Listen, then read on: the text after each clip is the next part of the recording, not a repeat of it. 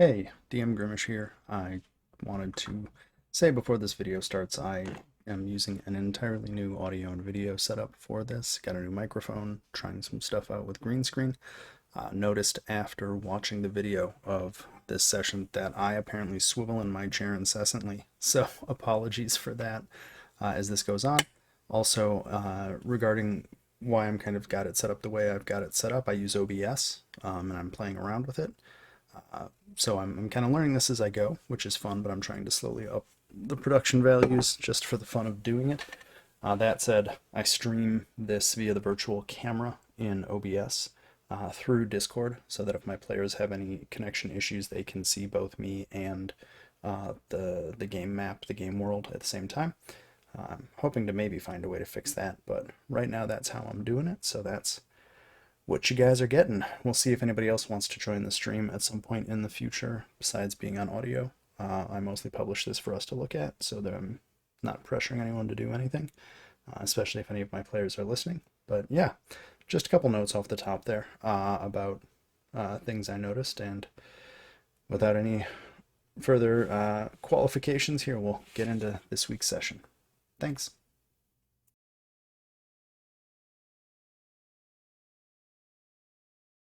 Okay, here we go. I'm going to start it. We're at session 4-0, so that's cool. We're officially over the hill in D&D terms.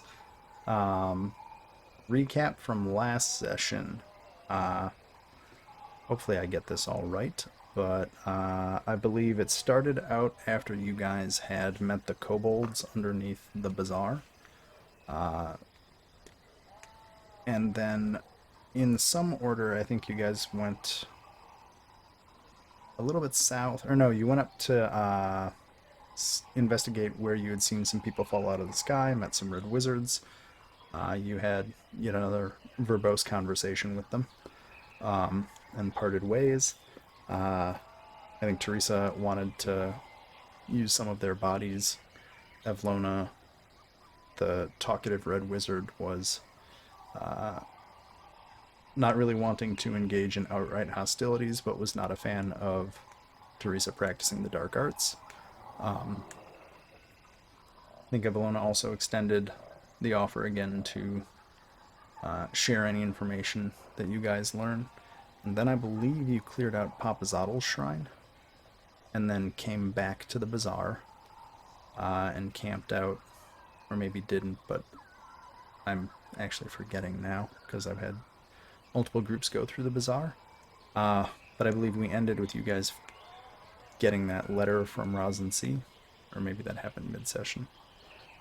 All those events happened. That happened before we went to talk to the Red Wizards. Okay, cool. I think all of those events happened. They may not have happened in the order I narrated them in just now, so. But I think you're back. Well, either you're where I have your party marker, or did it end with you guys camping out after talking to the Red Wizards? I think we camped out after talking to the Red Wizards, but I don't really remember. Cool. Oh, let's not move drawings. I'll just move the token back there then. I think Yaza for you. For the Or no, we did the shrine after the Red Wizards. Oh yeah, that's right, because when I loaded it up, you guys were sitting at the end of the shrine. Okay, cool. Great. I totally know what happened. He said as if he knew.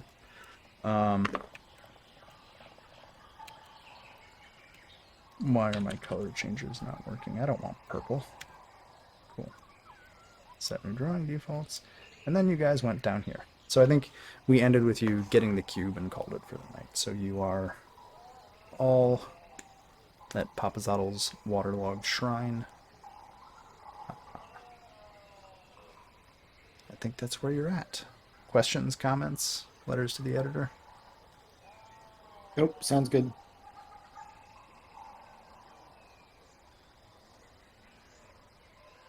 So what y'all want to do?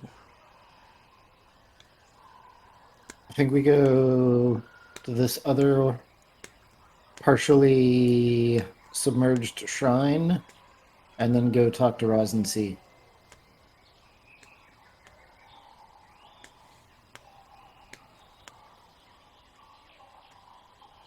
Anyone opposed?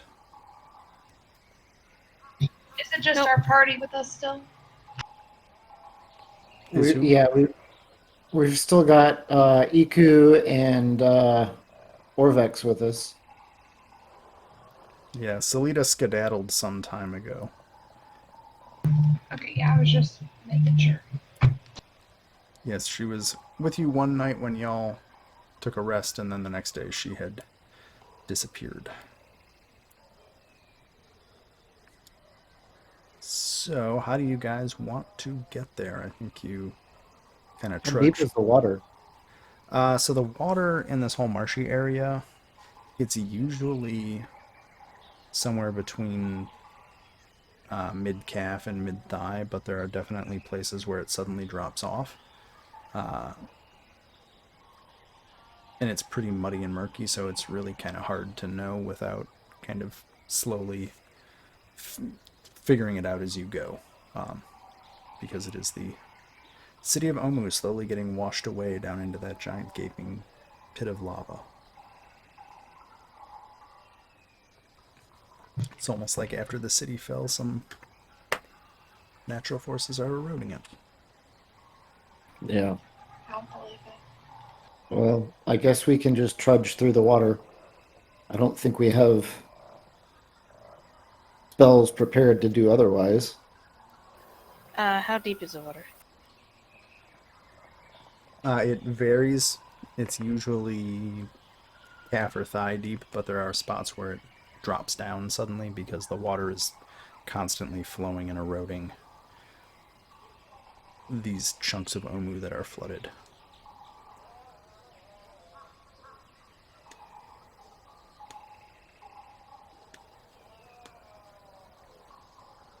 Or we could cut down some trees and build a boat. Or a bridge. I think the boat's possible. The bridge might be difficult. Just depends on how far it is, right? How far is it from one to the other? Ah, there's a token hidden there. Why? So if that's about... We're at this shrine and we're going to this shrine. That's It's quite a about... bit. It's about a quarter of a mile. Bridge is out. Well, I mean, given lots of time, we could probably make a pontoon bridge. I question the usefulness of that expenditure of effort. I could just, find a montage. Just find a nice bridge building montage and play that for a few minutes. Well, if anything, I can always swim.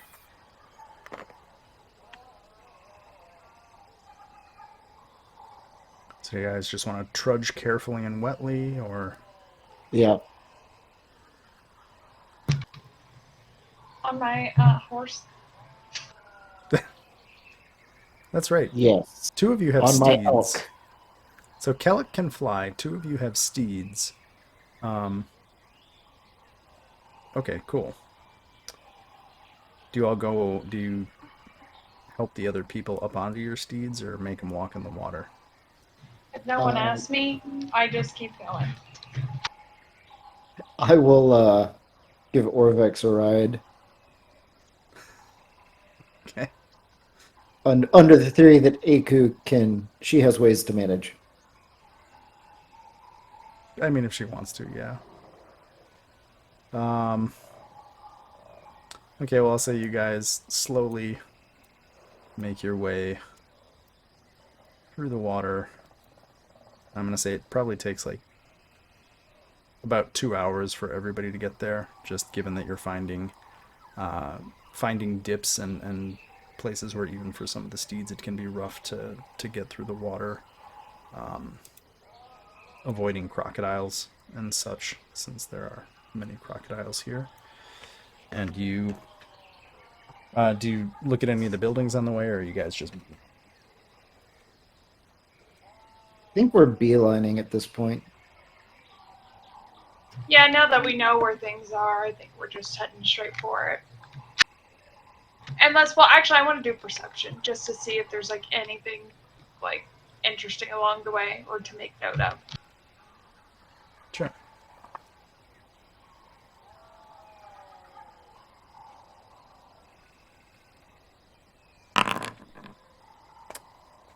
Everything looks like flooded ruins to you. Cool, then I do not stop or look at anything at all. For the record, that was a 1 on the perception check. So.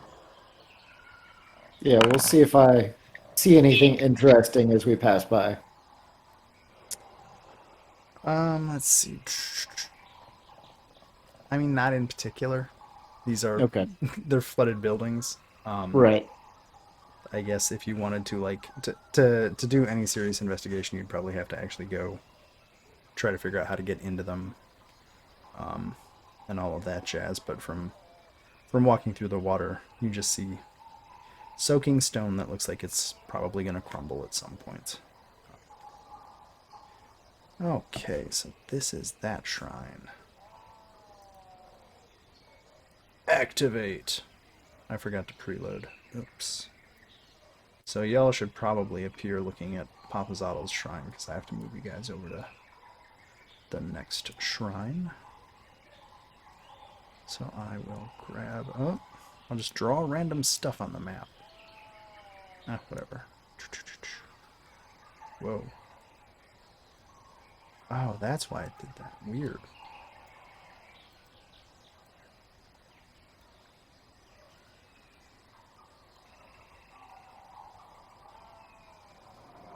Do you have 2 zombies now, Teresa? What'd you say? Do you have 2 zombies now? Yeah, I should. I should Okay. still have them. I'm just making sure. Map's not loaded for me here. I'm just Let getting... me refresh. It's still setting at 80%. Yeah, I forgot to preload it because I'm brilliant. Ah, those aren't supposed to be It's there. slowly loading.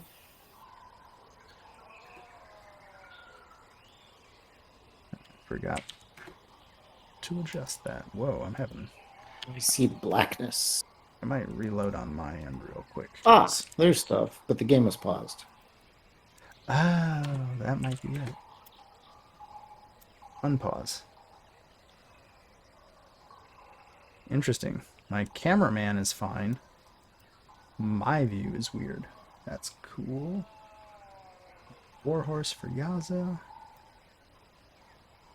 That is bloody, so let's fix that. No, I said fix it, not kill it. There we go.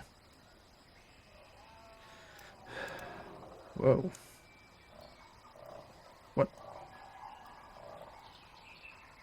Okay, that's it. I'm reloading on my end because it's being weird.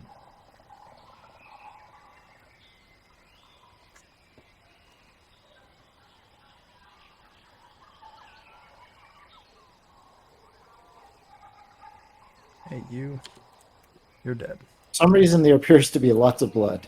There is lots of blood. That is on purpose. Okay. I had just forgotten to bloodify things, and I'll drop a Kellic in here in case Rio shows up. Just so that everybody's tokens are loaded. Cool.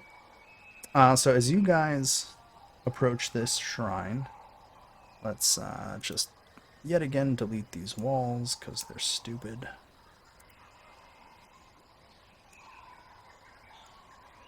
Come on. There we go. That way you can see the whole shrine. So as you approach this shrine, there are monoliths adorned with prancing frog-like figures rising from the swamp. Those are, like almost every other shrine, the 2X stone thingies in front of you. Beyond, a ruined edifice shaped like an arrowhead squats in the muddy water. There are bushes and trees growing from its roof, and at the pointed front of the building, steps ascend to a stone door caked in slime. You also notice that in the waters around this temple, there are quite a few dead grungs, dead frog people. that look like they were recently removed from continuing to care about their ongoing existence. And the figures carved on the pillars are frog people? Mm-hmm. Yes. Interesting.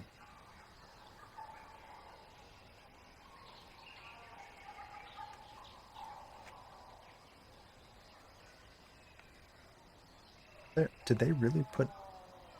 That's why I couldn't move anything down here. Weird. There's like weird little stones that have walls built into them.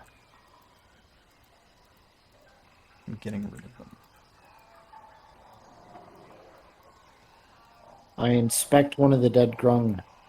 What can I tell what kind of thing might have killed it? Yeah, Or how it died? uh, it looks like lots of slashing and biting wounds look like the ways that, or at least this grung you're looking at, died.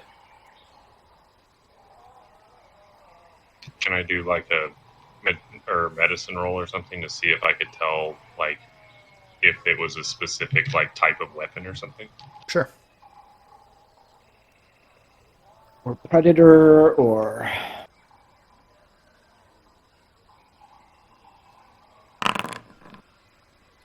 Yeah, so as you inspect it, Kellic, you notice that definitely some of the wounds are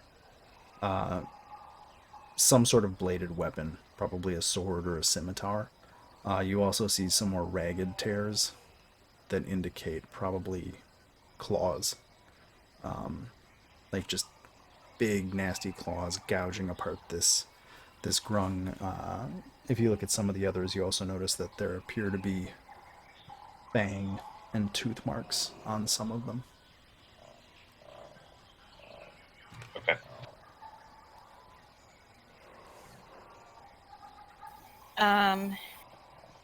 Are they carrying weapons? Do they look like civilians? They have a mix of crude short bows and spears. A few of them have crude wooden shields, but nothing that you would consider. I mean, they're definitely weapons, but they're not valuable weapons. There is one corpse over here that I'm pinging, which may not show up well amidst all the blood. There's a large Hadrosaurus, a dinosaur, dead, and lying next to it is a... You can't guess it might have been the chieftain of this group of grung. He's wearing a fancy headdress of feathers that is now covered in blood. He has a stone dagger next to him. He's also wearing what looks like a bunch of jewelry and beads, but they appear to be made out of scrap metal and tin, and other non-valuable metals. Or, well, not precious metals. How about that?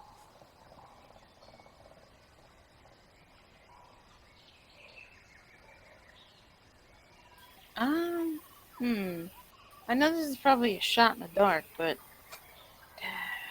would a history check be able to determine if this is like a place of importance for the grungs in particular, or? I mean, you can... It looks like... So here's how I'll answer that, like, as you kind of muse about that.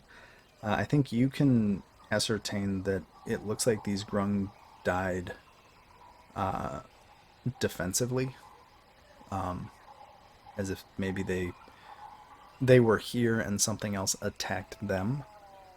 As far as history check goes, I don't think you'd have any way of really knowing.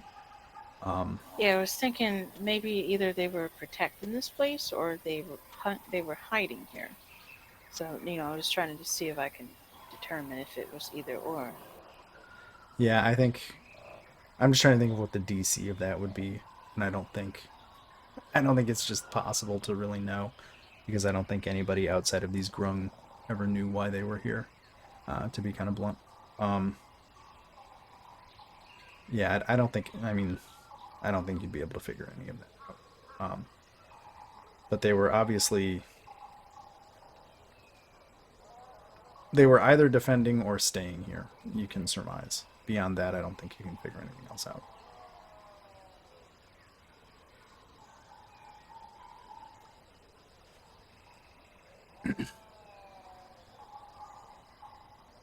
Are the doors open or closed?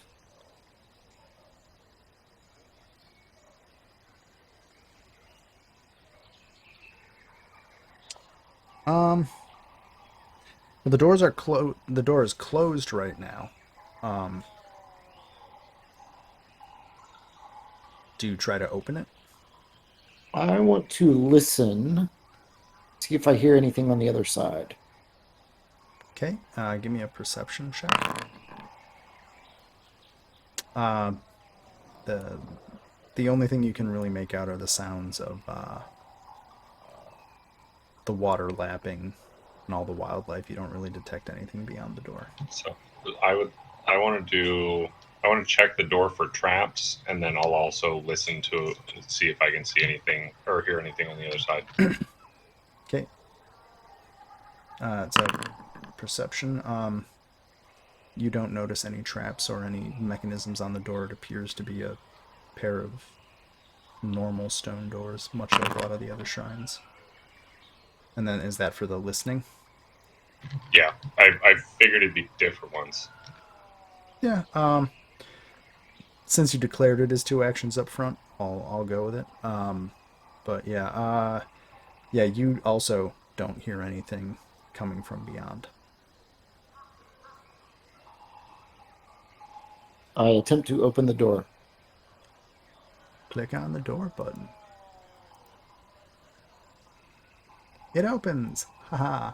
So as you look into this room, as you kind of push the door open, there are some torches burning in here, providing a little bit of light. That's funny. There's no torches in here.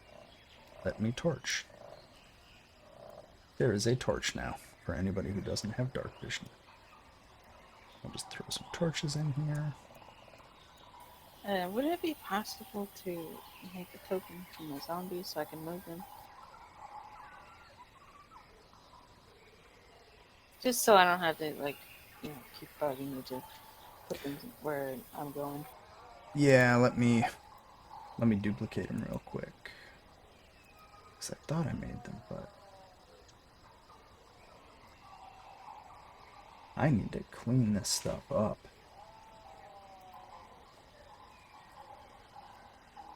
Zombie. No, go away. Duplicate.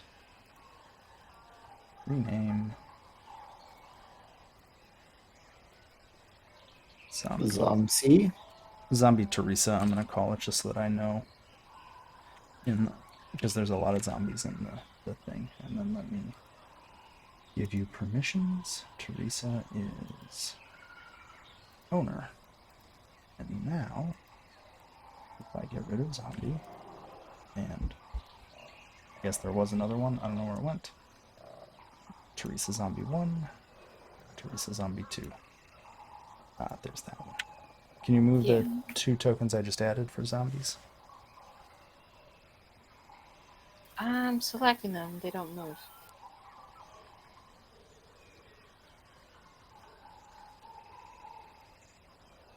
Yeah, Let's make them friendly.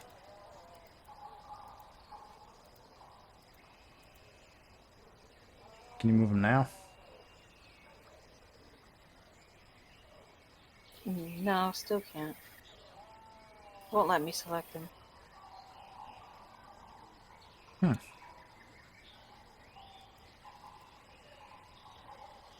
Oh. Give it one more try. Just for fun. Alright, there we go. It didn't take the owner tag. Okay. So, Sebastian. as you walk in and anybody else in the hallway, you can see this. So there's torches shedding light. Sebastian, you can see next to you there is a room that appears to be full of treasure. There are chests heaped with coins, polished amphora, strings of pearls, and ornate sets of armor. Set into the floor in front of you, in front of another double door that is ajar, there is a mosaic depicting a frog-like humanoid beating a leopard that has snakes emerging from its shoulders. There are cuneiform inscriptions woven above and below that mosaic. You searching for secret doors, Kelly? Yeah, but it's not giving me the option to do advantage or disadvantage. So I just rolled twice. Neither of Okay. those are probably going to see anything.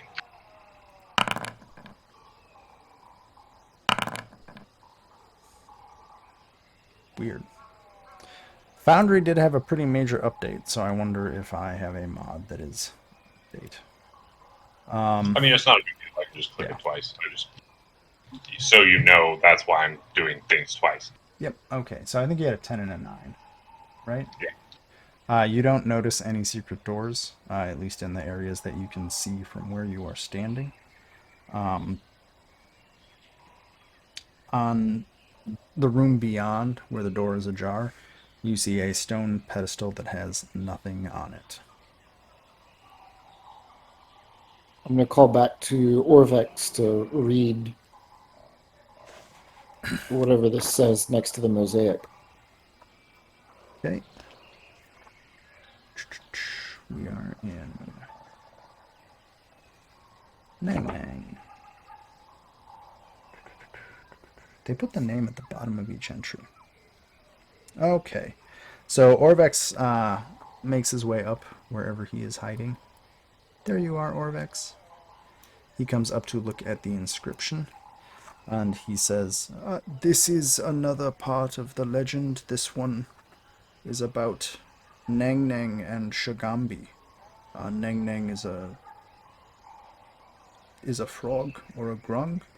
The legend says that at noon a brave Kamadan hopped down from her rock.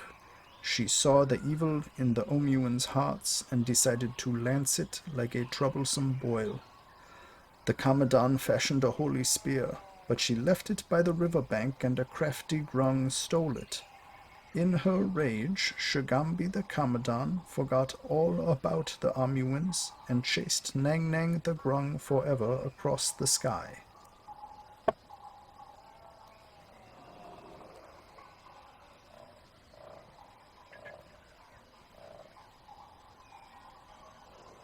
And the text for that is this. I guess EQ said that because I was focused on EQ. And then, let me flip back. He also notes that above the door that is standing open right now, with the pedestal beyond it, it states above that one, the inscription above the door says, Nang Nang teaches us to serve only ourselves.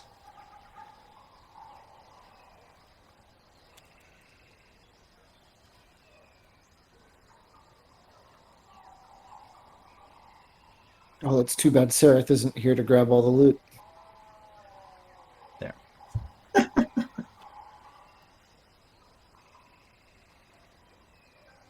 What do I see in these rooms? You just see more piles of treasure. It looks like this, as you wander through this space, it looks like this is maybe a treasury or vault of some sort, which didn't have a locked door in front.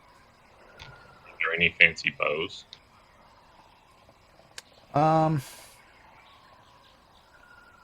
Yeah, sure. There's kind of everything here. Just kind of all strewn and piled about. Yeah, I'm looking. Is there any kind of documentation or anything, or any kind of scrolls left, or? I think as you rifle through all of go through various chests and are looking in the piles. There's definitely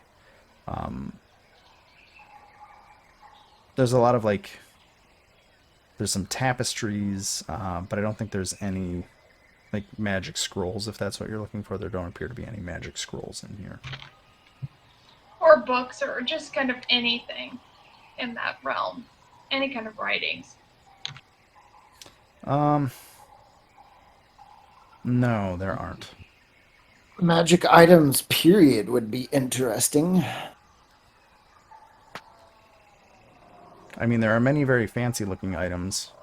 There's probably 3 or 4 really fancy looking swords. There's a couple of nice suits of armor or ornate headdresses and such.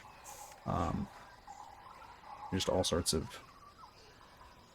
It almost looks like somebody had gathered all of the valuables from Omu and brought them into this place. Is this in front of me open? It looks like it is. Yeah, it is. It's open. I want to do another perception check for secret doors from inside this door, but looking where I can see out here as well. Sure, I'll just give you a perception for secret doors in the whole place. Okie dokie. You don't find any secret doors. Okay.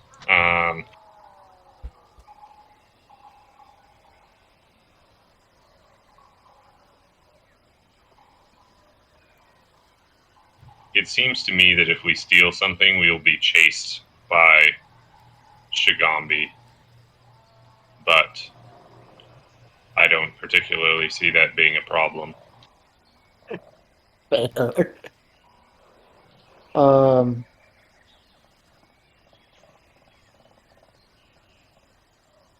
Yeah, I'm gonna look around, see if I can find a +1 plate and or a +1 shield. So I think you can certainly find fancy armor and fancy everything in here. I don't think without doing detect or identify you would know if anything is actually magical.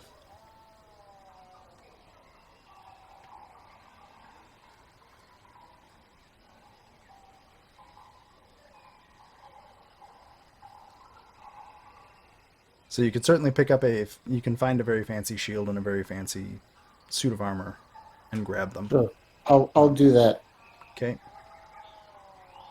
Do you change into them, or what do you do? No, Just kind How of... many- just gonna put them in my pack for now. I will see if I can determine any properties about them the next time we rest. Okay. How many fancy bows can I find? 2. I'm going to pick up both of them and sling them over one shoulder. Okay.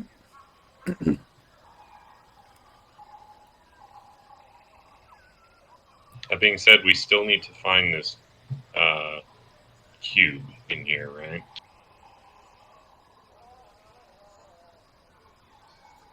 Question. Yeah, Teresa? Is there any? So I know it was asked if there was any documents. Can I do a detect magic in this area? Sure, detect magic works on pretty much anything within 30 feet of you. Yeah, I will ritual cast that to see if there's anything around. Yeah.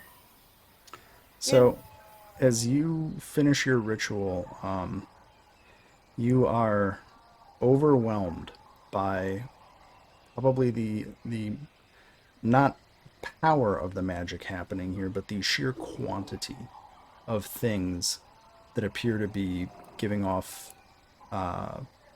illusion magic. Outside of that, I think you can faintly detect some of the magic items of the party. But it's almost like I'm trying to think of like from one of the Marvel movies when they show, the Rainbow Bridge to Asgard. Like, it's almost that degree of like overwhelming cacophony of illusion magic that you feel kind of slam into your senses. Yes.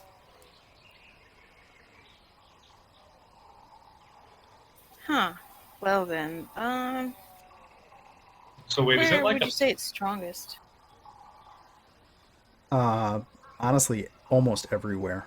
Like, it's not one big illusion magic to field. You're catching like hundreds to the point that you can't count how many like overlapping effects of illusion magic that are just kind of drowning everything else out.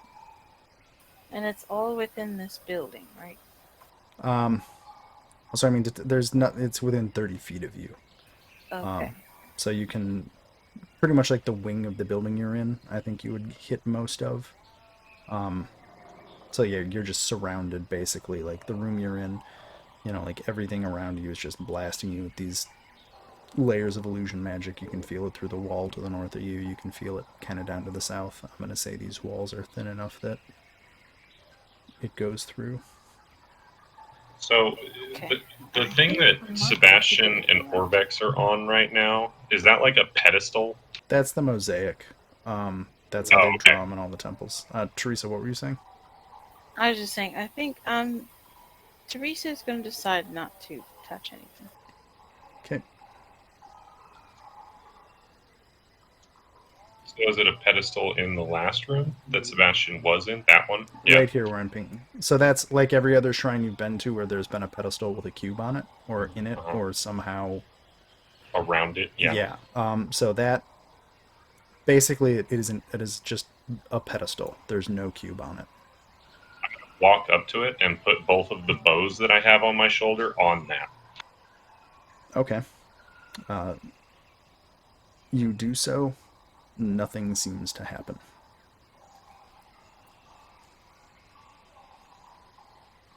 It's just a plain pedestal, right? Like there's no markings or anything that I see on it. There's no like if I look at it, can I see any like secret buttons or triggers or anything or No, it just appears to be a smooth, simple stone pedestal. Like some of the others had grooves or compartments in them, you don't see anything like that that you've seen before on this one. are there any have I like in all of my wanderings around the whole place, have there been any really fancy looking spears In here, in yeah, because I went down here. yeah. Sure, I'll say back over here you find kind of a nice dark wood spear that seems to have a oddly tinged but very sharp looking point affixed to the end of it. Okay, well I'll pick that up. But then I want to look around for a spear that makes me think of a holy spear. Like if there's anything that would remind me of that. I think everything in here just looks really ornate and Gotcha. valuable. Okay, well I'll go put the spear that I have on the pedestal as well. Nothing happens. I'm gonna go up and I'm going to just try and like touch all over the pedestal and kind of like gloss my hands all over it and see if anything happens and or if there's any kind of divot where there might look like there would be a place to place something in or yeah. So you examine the pedestal thoroughly, tactily, visually. It seems to be just a piece of stone.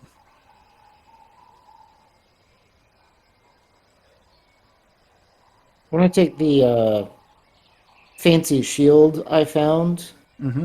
and scoop up a bunch of water with it. Oh, did you walk And outside? yes, I did. Okay, cool.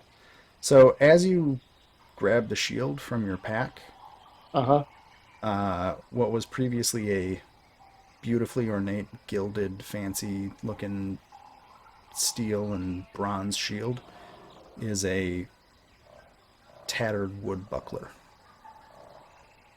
Well, that's a bunch of garbage. Did I see that change? I don't know. I think, was it in your pack or was it just Yeah, like it was in after my that? pack, and then I walked outside and pulled it out. Okay, so you would have noticed it after you pulled it out of your pack, basically. Okay. Yeah, And Teresa, I you pulled the can whole suit of armor I put in there out. uh you remember putting a gleaming suit of armor in your pack?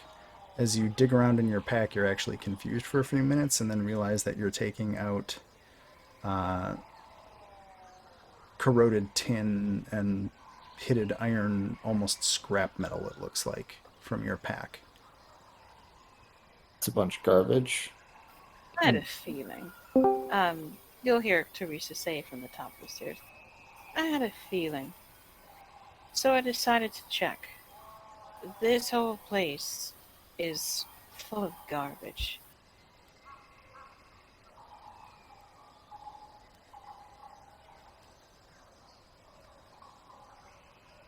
So I don't recommend taking anything from here. Unless you're a forge cleric. Yeah, unless you're a forge cleric. Sorry. Yeah, There's that's wow. That's kind of broken, actually.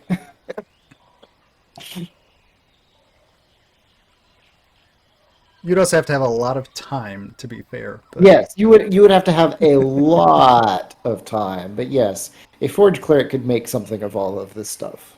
Well, actually, you only need a 4th level spell, and then you don't need that much time at all. Okay, yeah, Fabricate's that's great. possible too. or a blacksmith. I mean, even a blacksmith could do some work with what you got. Just yeah, Sebastian, the incredibly awesome, valuable looking stuff. You're not sure when, but it is now looks to be pretty much junk. All right, well, I toss it all in the water. It kind of and just sinks into the mud. Hang on, he's lawful good, right? Yeah. He just littered.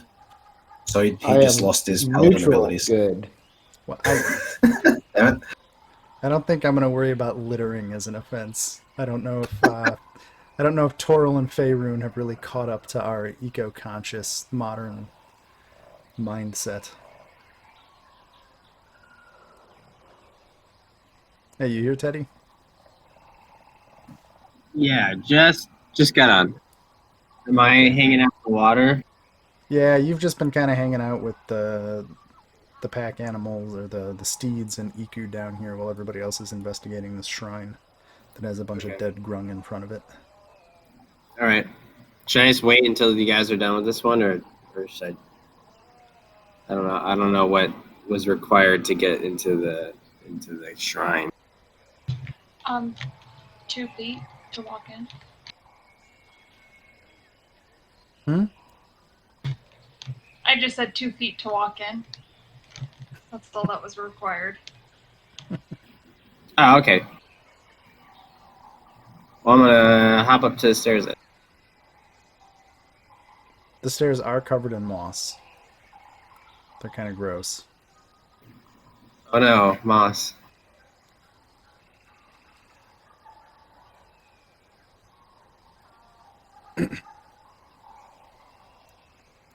I'm going to ask Iku if she can take a look around and find anything that's not illusory.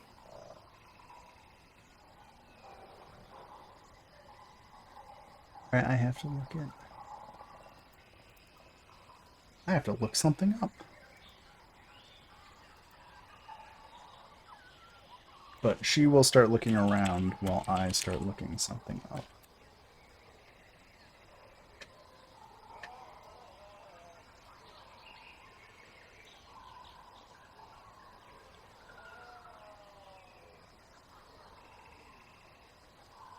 Okay, yeah, so cool. So yeah, Iku comes up. She looks like a Coatl, but she's in human form because the token apparently just always defaults to Coatl form. And I always forget to change it. She pokes her head around a few rooms in here. kind of comes back out and says, it looks like all of this, I'm not sure what exactly you're seeing, but this just looks like a shrine full of junk. He kind of See? ducks back and Even- goes, go ahead.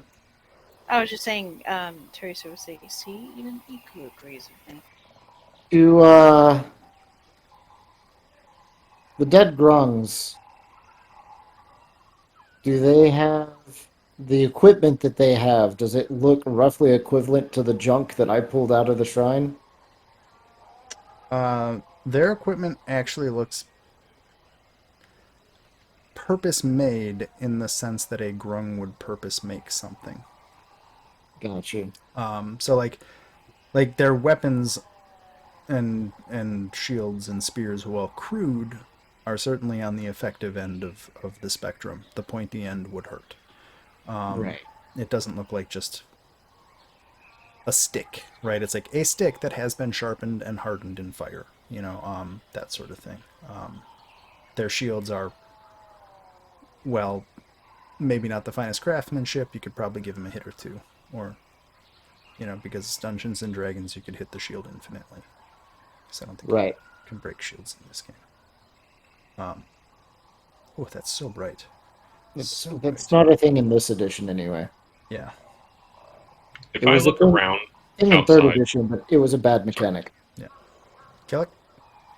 if I look around outside, both inside the walls and just outside the walls, Yeah. are there any spears that I can find that are not their spears? Like, not the dead Grung's spears. It doesn't look like whatever or whoever killed the grung left anything behind. They definitely didn't take anything off the grung, but you don't see like a different style of sword out here. It almost looks like this was a pretty one-sided fight. Just because you also, like, there are no other dead here. It looks like something attacked these grung and then just moved on. Or, well, whatever attacked them doesn't appear to be here anymore is probably a better way to put that. And they didn't, whatever it was, didn't leave anything behind.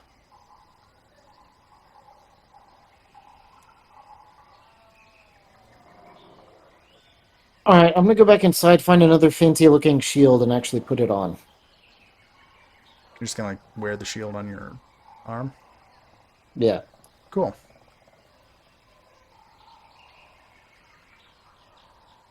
And then I'm gonna walk outside with it on.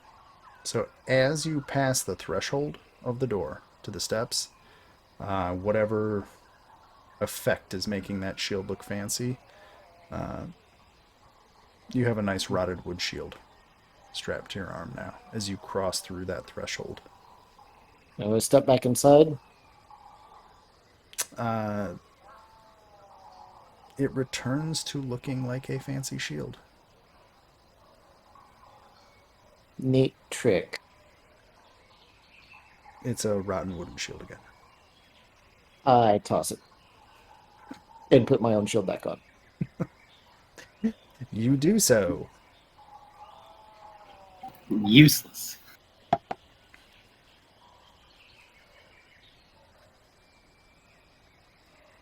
If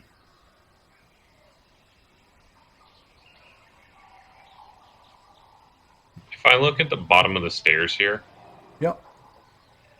like right where the stairs meets the water, is there anything of note there? Is there any like inscriptions or like items or like carvings or anything? On the outside of this, there is not. The only inscriptions you guys have found are... So let me just read it again to make sure I'm not utterly insane. Yeah, the only inscriptions you have found are the ones that Orvex read worked into the mosaic on the floor and above that inner door to the pedestal room. And there, as you guys search the rest of this place, the rest of the walls, there were no inscriptions on the rest of the walls. What is this very large dead thing over here? That is a dead Hadrosaurus. Which It is... looked like it was killed by the Grunge. It looks like it was killed by whatever attacked them. It was probably that guy's... You would surmise that it was either his mount or a pack animal. Got it. Because this guy over here is the fancy looking one. Okay.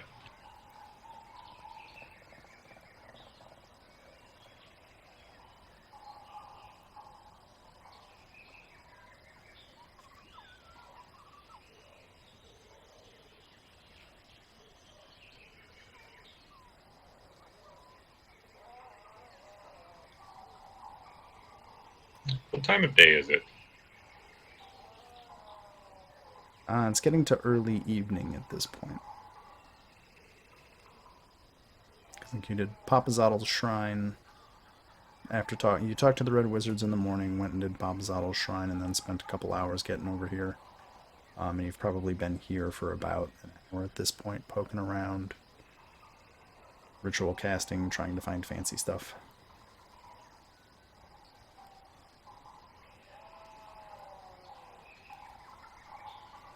Inspecting corpses for a method of death. Does anyone have Dispel Magic? No, but I absolutely would love to be able to cast 3rd level spells. Well, maybe you should have picked a full caster then. Maybe I should have.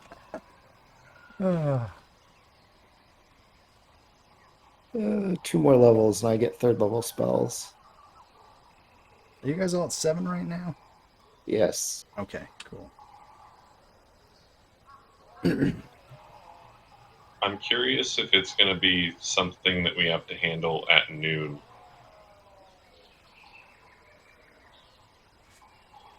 Or midnight. So Iku's been kind of watching everybody kind of puzzle around, and she notes, it could be that whoever killed the Grunge took this cube.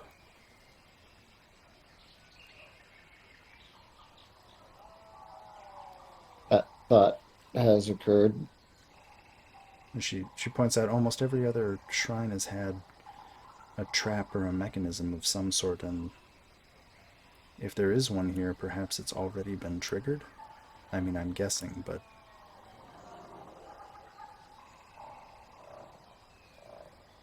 we know there's others in this city looking for these cubes. Yeah, it could have been that we were too late.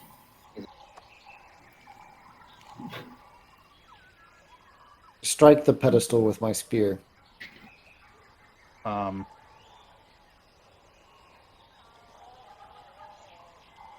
You hit it, and it kind of hurts a little bit, because you just whacked stone with a spear. Right. Which I imagine doesn't feel very good. Probably not. Based on when I've missed with my axe, that usually never feels very good, so... Yeah. Kind of like that. Like when you just hit a... Yeah.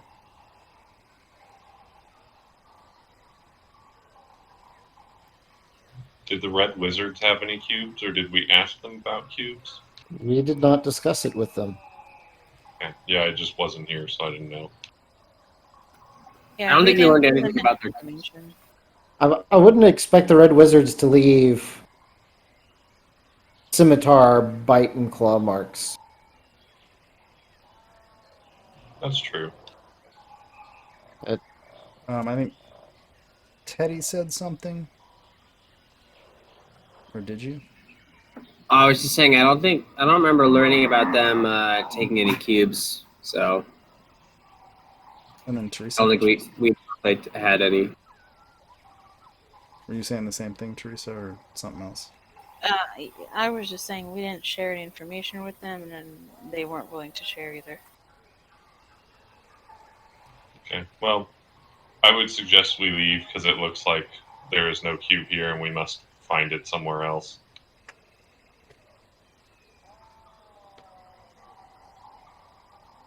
Sure, yes, we probably should leave before scavengers come. There's a lot of mud, and the sun is going down. Oh. Oh, Sorry. there's already one scavenger here. Wait, Sarah's here? No. I am in spirit.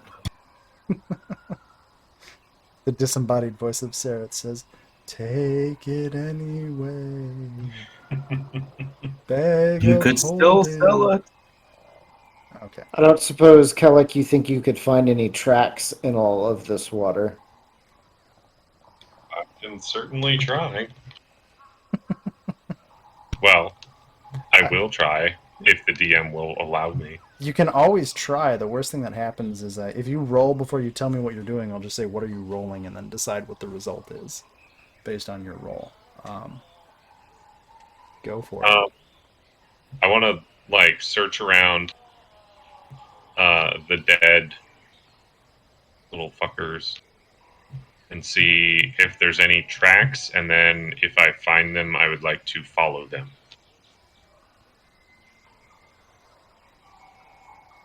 And since we're still technically in a forest, I think I get advantage on that, if I remember correctly. Sure. Just trying to figure out tracking in water that is muddy with blood.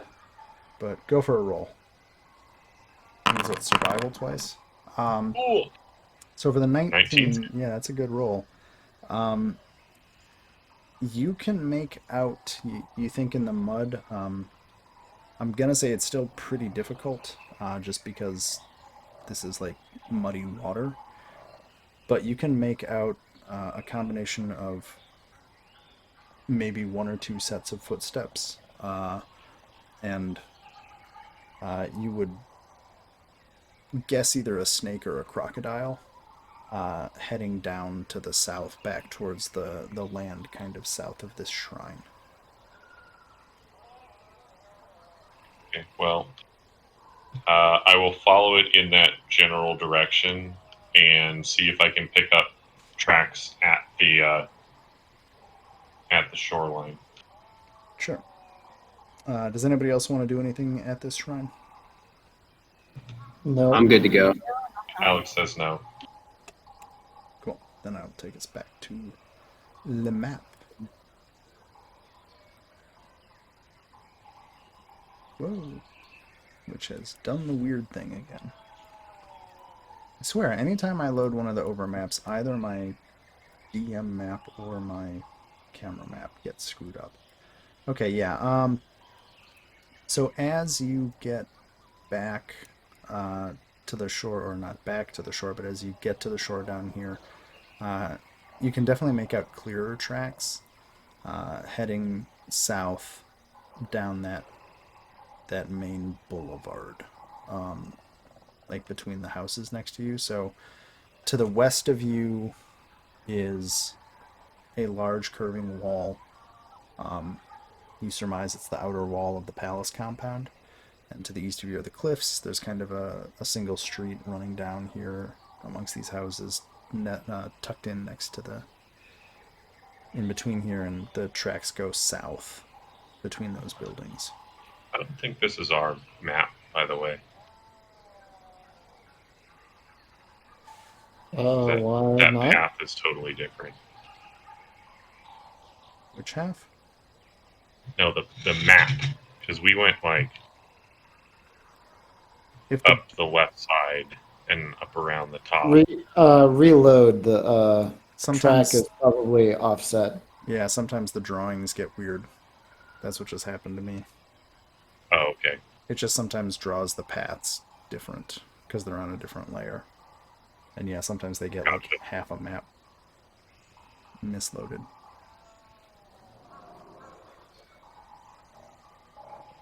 So yeah, it's early evening. There are tracks heading south into this kind of tucked away little neighborhood behind the ruins of the palace. What do you guys want to do? I'll point out the tracks. Do they appear like something that would disappear overnight? Like it's not in water or anything, right? Yeah, I mean, assuming there's not like a torrential rainstorm or something like that, you're pretty certain the tracks will be there, at least for a day or so. Okay. Well, I would suggest that we rest then. Sorry, I didn't mean to click that. I would try to follow the tracks as long as we still have light by which to do so. If we can catch up to whoever it was before we have to rest, or they... Like, I don't want to give them all night to get away if we're close. And they are of a mind to keep moving. I'm fine with that if everybody else is. Like, I'm fine with it. I think it's a Okay. good idea. Alex wants to follow as well, so okay, let's follow him. So I'll just continue tracking him. Cool. Are you guys completely focused on the tracks? Are you going to investigate buildings along the way? Just so I know kind of how to narrate it. Sorry, I I'm think trying to we're look at the map here. focusing on the tracks. I want to look at things along the way. I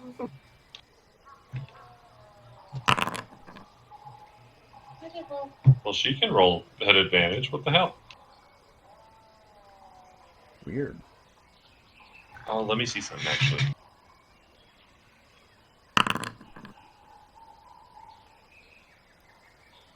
I just heard your dice roll, but What'd you do different? Well, I just clicked the plus in the box, but then hers is just like naturally doing at advantage. Yeah, there's she also doesn't like have- 3 ways to roll your dice right now. well, we did it the same way. Okay. Like we both clicked on perception on the character sheet. Oh, it just rolled once. I'll get back. Take them out. She said she'll take that roll though. Take 16. That's cool. I think I actually need a D100 for any of the buildings you want to look at, as opposed to a perception right now. Like if you're actually going to be looking at the buildings along the way and trying to figure out what's in them. I'm just curious to see like what they are and if there's anything different than kind of what we've already seen in Omu. That's all I'm looking at. Okay, from that perspective, no. This all looks like more of the same ruins. Just like, I'm Already just had that looking to prime. see if something stands out is all. Okay, so I'll just keep in mind if anything comes up along the path. I'll let you know. Does that sound good? Excellent. But yeah, so as you guys follow these trails, they turn west once you get to where the party token is. There is a kind of crumbling gate through the wallway. Wallway? That's a word. There's a crumbling gate through the wall here. The tracks go through it. You can get through this gate. It's not like it's blocked off. And the tracks continue.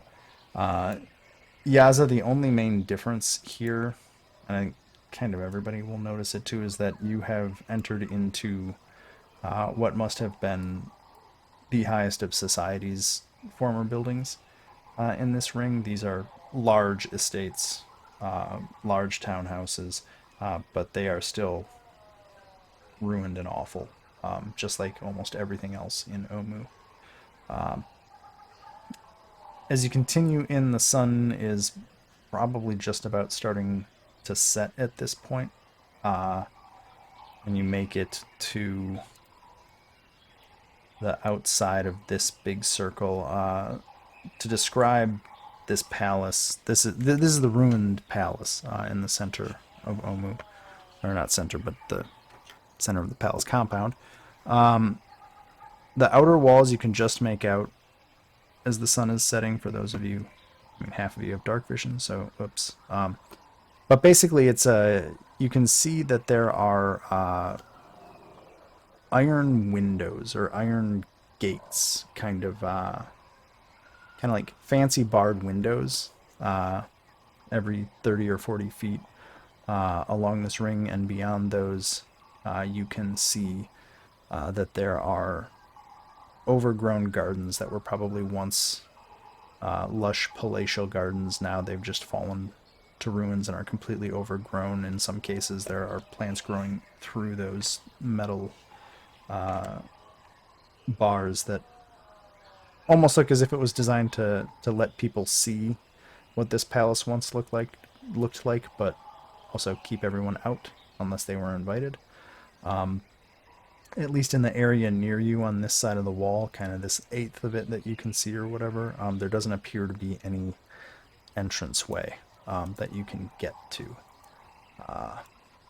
But you can continue following the tracks along the perimeter of this wall to the north. Well, I would suppose at this point that it was the 1T who killed all those Grungs.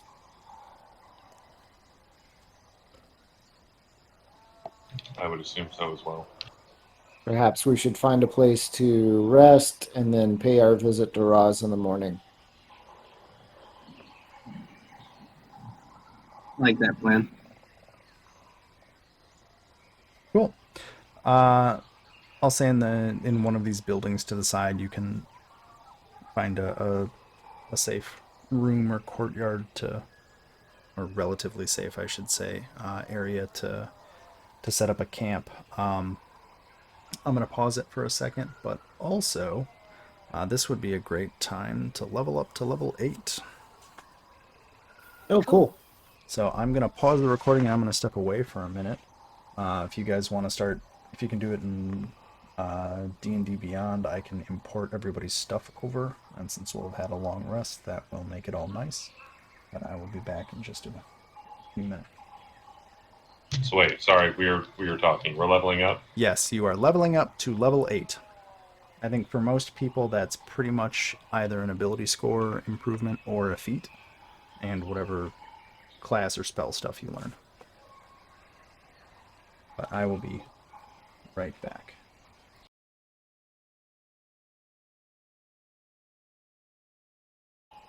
Then I'll bring us back with everybody freshly leveled up to level 8. Did everybody take a long rest in case it matters? Yep.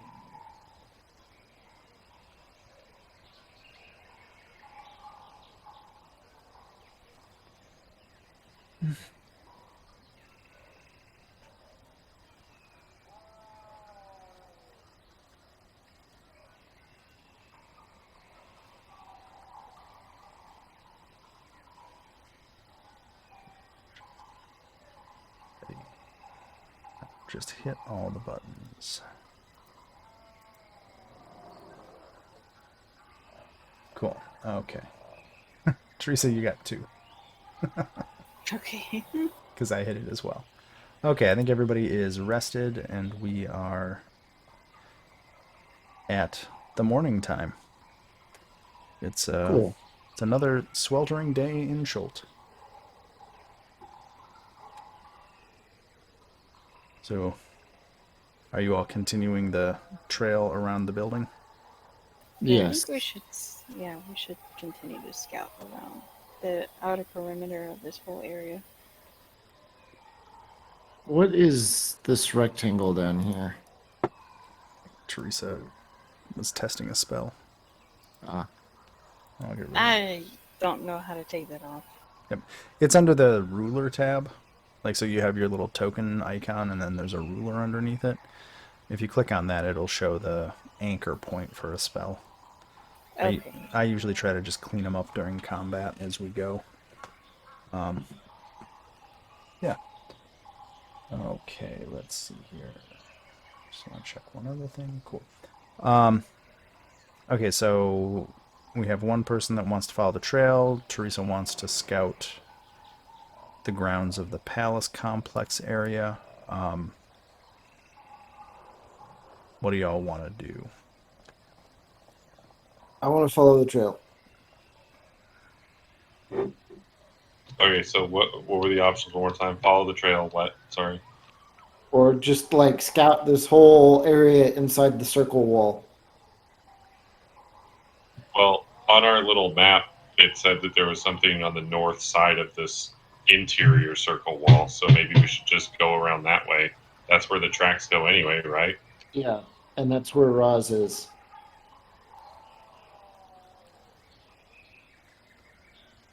Correct. That's the marked entrance to Ras Nsi's, whatever his compound is. I mean, we're already here, so I don't see why we wouldn't go down there, but that's just me.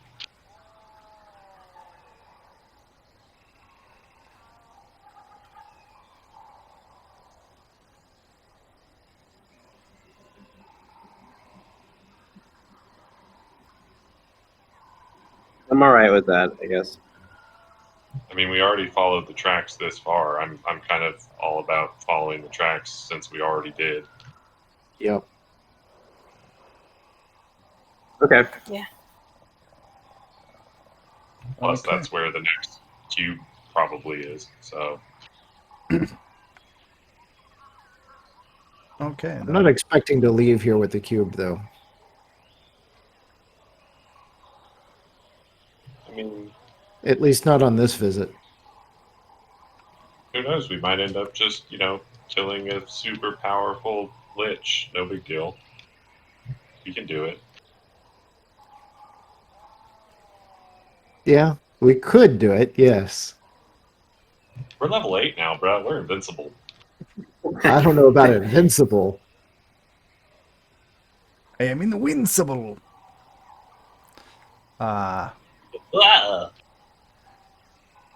Okay, so do you want me to move you guys up there and narrate all that? Any other Yeah. plans or discussions or anything, or are we good to go? Yeah, we're good to go. Okay. No, we charge it headlong. Yay. Hey, wait a minute. I didn't know Armorine was in this session. Whoa. Well, that's not what I meant to do. So as you guys... Bubble. Yeah. Purple bubble. You're just in a purple bubble from now on. This is actually Dalaran. Have fun. So as you guys make your way around the curve, you see a couple things as you come to what was... It seems like this was probably the former entranceway to this temple. You see in the temple, or the palace, in the palace wall, you see a very large gate with a closed portcullis overgrown with vines and overgrowth. There's a road leading, or there was a road leading north away from the palace towards that flooded area, but in between where the floodwaters have encroached through a gap in the wall to the north, there is also a ramp that descends down into an opening underneath the palace. It's a sloping ramp that goes down. It has flagstones laid. It is clean and not overgrown. The tracks that you are following, Kellic. Cat? No. Get away from behind the computer. Don't go there. That is not part of the narration. The tracks that you were following loop around to the top of that ramp that heads south down into pretty much into darkness and disappear as they hit that stone. Into the Underdark. How hard it is for them to keep the water out. How hard is it? Yeah. The water's probably about 100 feet from the edge of the ramp. you don't see any evidence that the water has hit the ramp. Right. But I mean, surely it rains.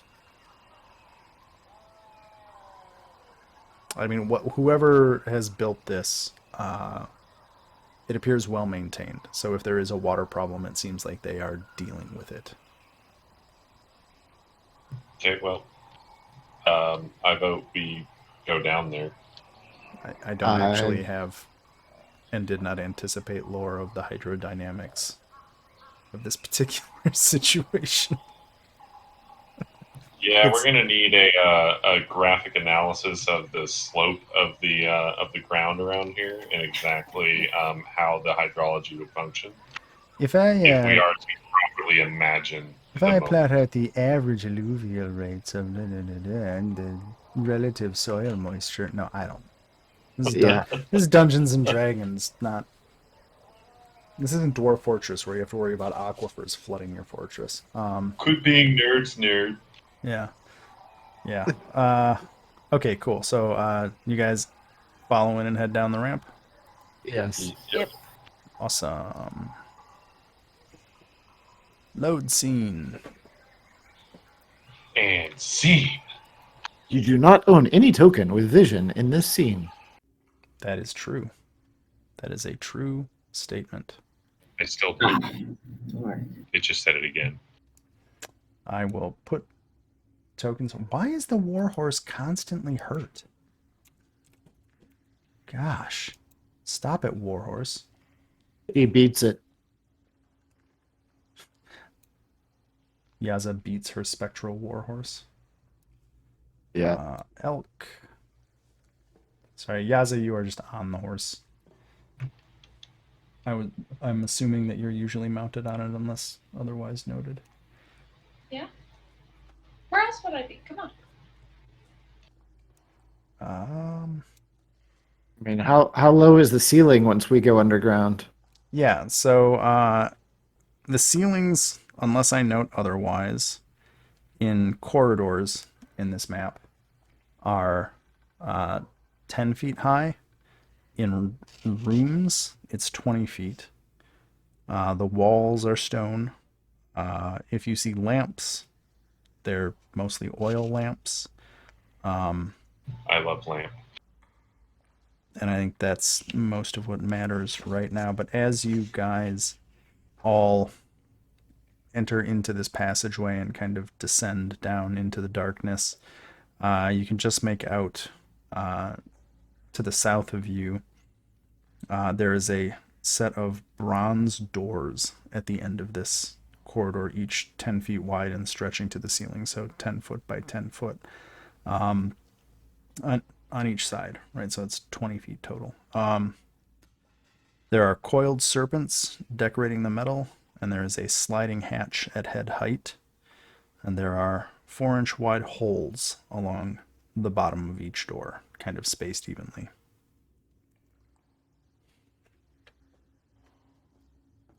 Wait, what was that last part? 4-inch wide holes? Yes, 4-inch wide holes piercing the base of each door. So there's just like little holes along the bottom of the door. Can I walk up to it and bend? I want to look. I want to see if I can see what's behind the holes. Sure. So you walk forward, look down. You can see there is a room beyond that has some torches, but you're only kind of seeing the floor of that room. You can tell that it slopes away up into the distance, so you can only see about 10 or 15 feet into the room. You can see just on the other side of the door, it appears there are some great work, but you can't see really anything else about it. Beyond that, you can see the what appear to be some humanoid feet and some scale-covered clawed feet just standing on the other side of the door. Oh, okay. I let everyone know that I see some humanoid feet and scale-covered feet.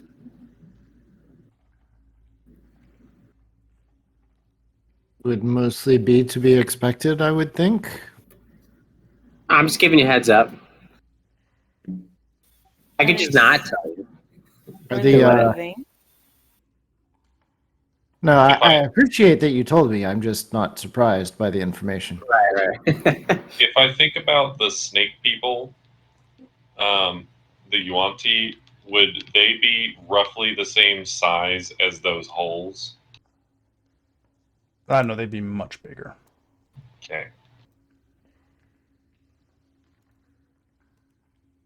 Um, is that 2 Tressum tokens, or are those the zombies? Those are the zombies there.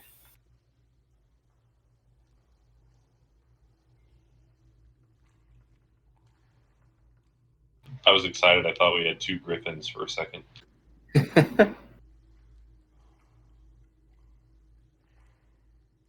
Well, I suppose we should knock. Yeah. Dong, dong, dong. You do that. Yeah. Sorry, I'm just trying to remember something that I realized I set up in one version of this map and I didn't set up in the other because I'm running 2 versions of this game at the exact same time.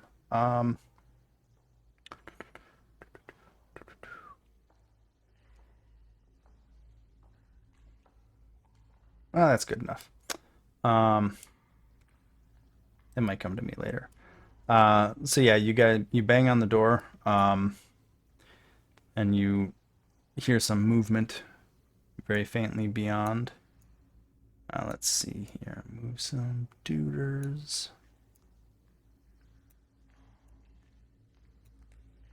And with a slight grinding sound, you hear the sound of some chains moving, and then you hear the groaning of these great doors, and they slide apart in the middle, and you see light start to spill out a bit, and the doors are opened. On the other side of the door, you see one mostly humanoid-looking person with a snake head, and why is this not? A There we bunch of danger noodles. and a bunch of half snake, half human creatures. 2 of them are pulling chains to open the doors. Directly on the other side of this door, there is a grating that you can walk across. Like, the grating is close enough together that it can certainly be walked across, but it is grating. And then as you stare into this hallway, the whole thing is lit up, and you guys can see whatever you can see on the map. The main features you see from where you guys are standing is there is a giant coiled serpent statue, probably about 50-ish feet away from you. The floor of this whole place slowly slopes upward as it goes, to the point where at the far end of this hall, it's about 30 feet higher than where you're at now. And you can just make out there is a hallway going off to the east shortly after the main doorway. And as the door opens, 2 of these snake humanoid looking things take a step backward, and the man with a snake head addresses you all and says, "Welcome. You have been expected, but I have been asked to collect your weapons for safekeeping while you visit our home."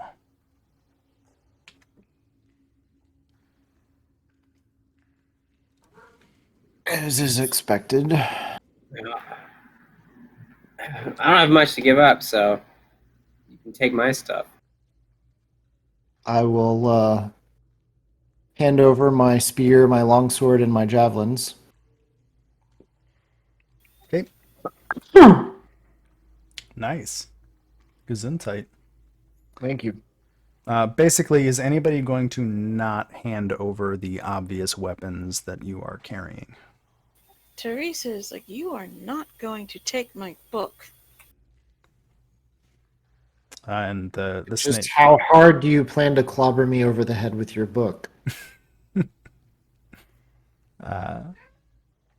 Nath just kind of, or the snake in front, the snake man, just kind of shrugs and says, "You may keep your papers." As a compromise, I will leave my servants at the door. Well, and if we're giving up all of our weapons, do we have assurances that nobody here has weapons of their own? We have no such assurance whatsoever.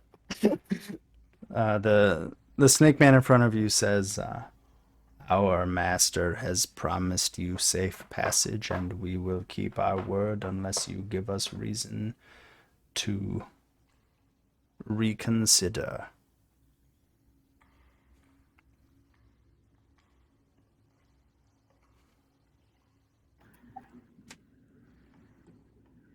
I don't plan on doing anything. Take my club. Cool. Says the guy who can summon weapons. I mean, you can assume they're just trying to take like the very obvious implements of instantaneous death. Obviously, this is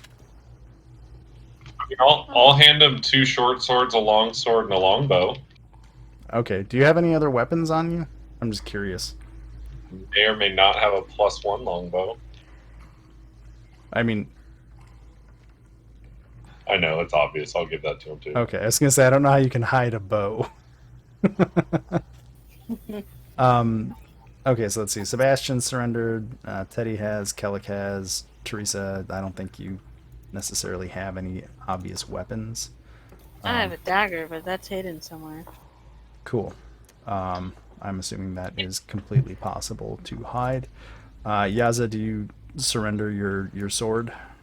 I will compromise with you all, and I'm willing to give up my weapons. However, we would like to know where our weapons will be stored. And the snake man says, they will be stored in the armory to the south. I could describe it more specifically, but I'm not sure that would make much difference at this point. I think it would. And he sighs, or I guess kind of tongue slithers and says, if you go to the end of this hallway and find one of the doors to the right, you will find the armory.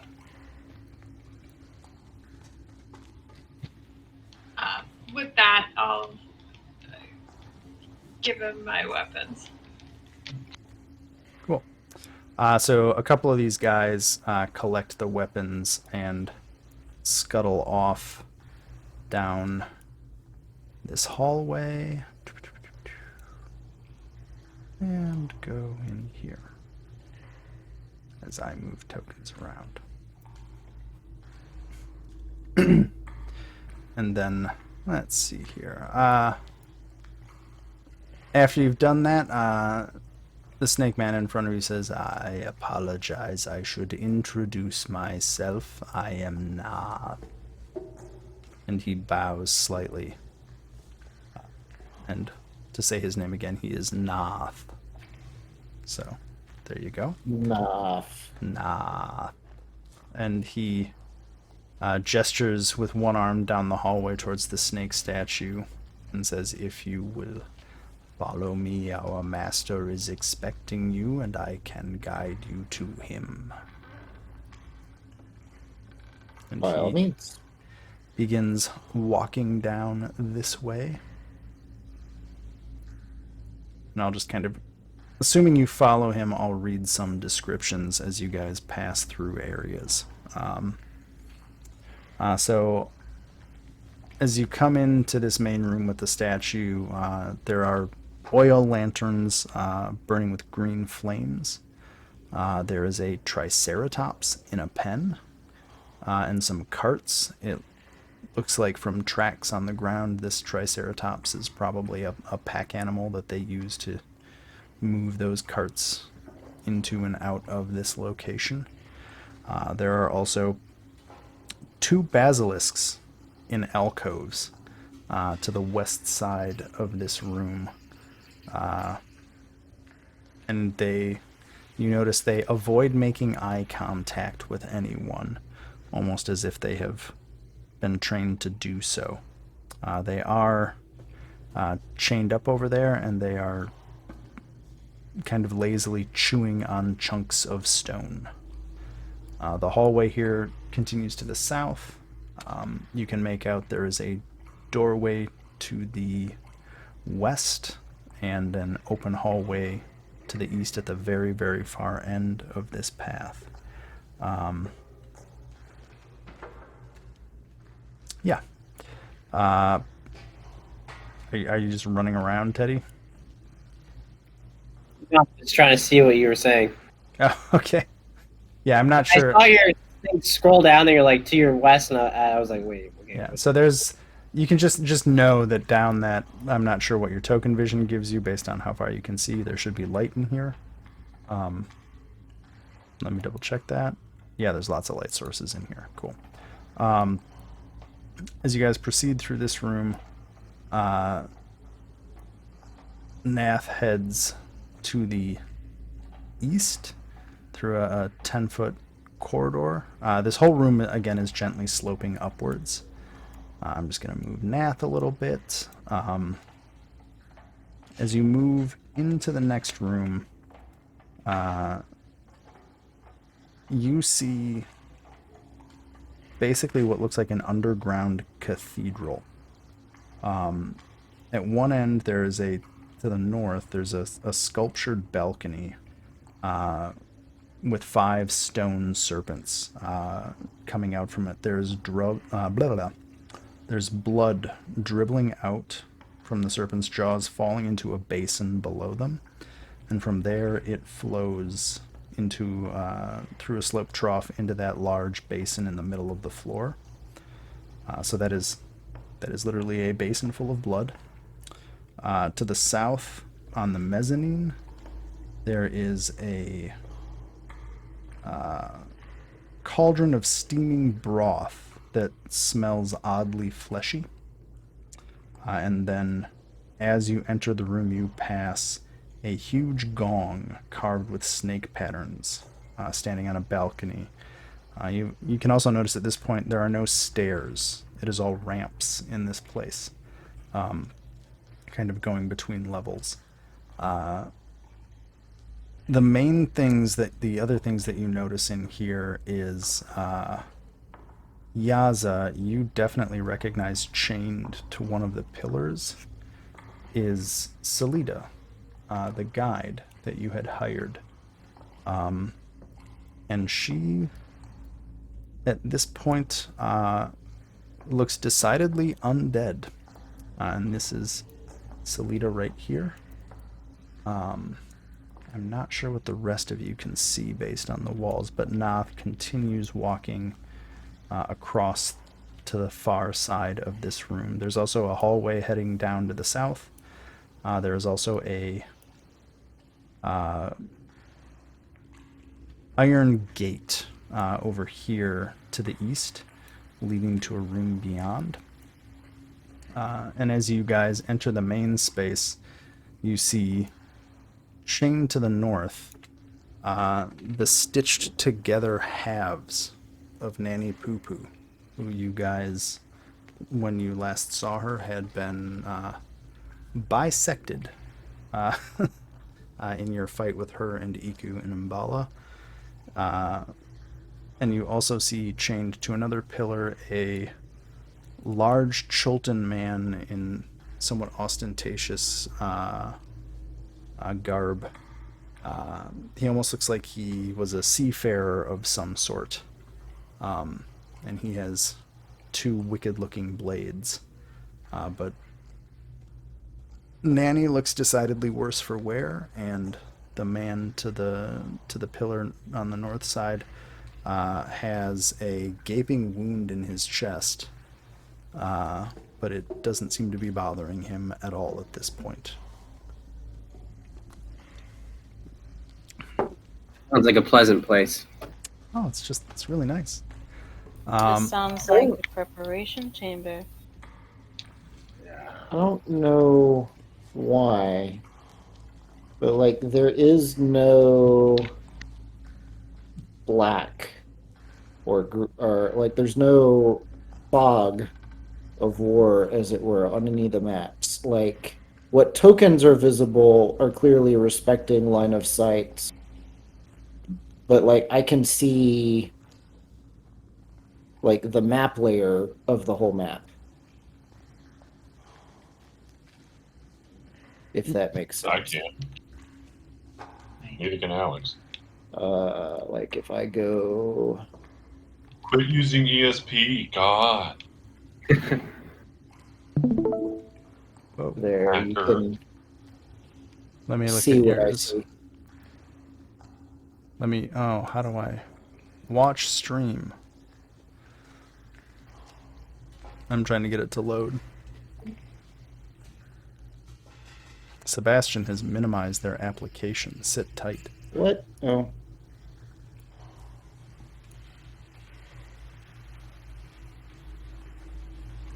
I have not minimized the application. What? So I can see my stream. Does my stream look like your stream? No. Okay, then I think it's something on your end. To be, because I have a cameraman that I keep going. So like the stream that I'm showing you isn't Yeah. my game, it's the cameraman game. Right. Yeah, that's what I'm saying is like Yeah. what I'm seeing does not look like what the cameraman is seeing. Have you tried reloading? Sure, we can go with that. I'm just wondering if it's a...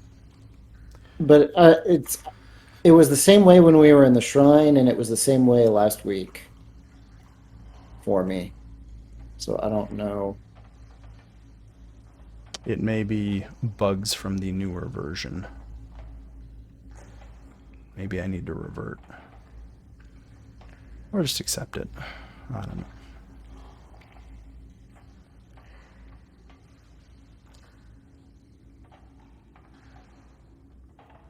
Okay, well now it's working correctly. Hey. That's weird. You should just have everybody reload every scene after the first time it loads. Oh, that's a good itch. Okay. So Nath, oh, Yaza, are you inspecting Salida? Or are you just standing there?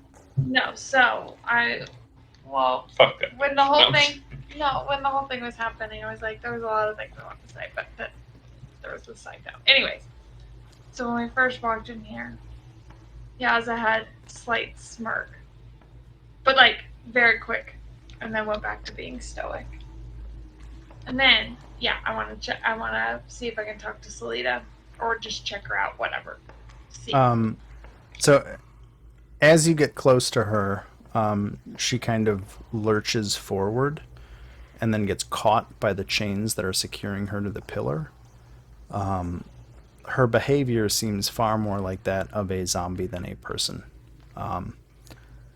You don't see any necessarily wounds on her because she is clothed, but she is acting like a zombie, not like the snarky guide that you briefly were traveling with while you made your way down here.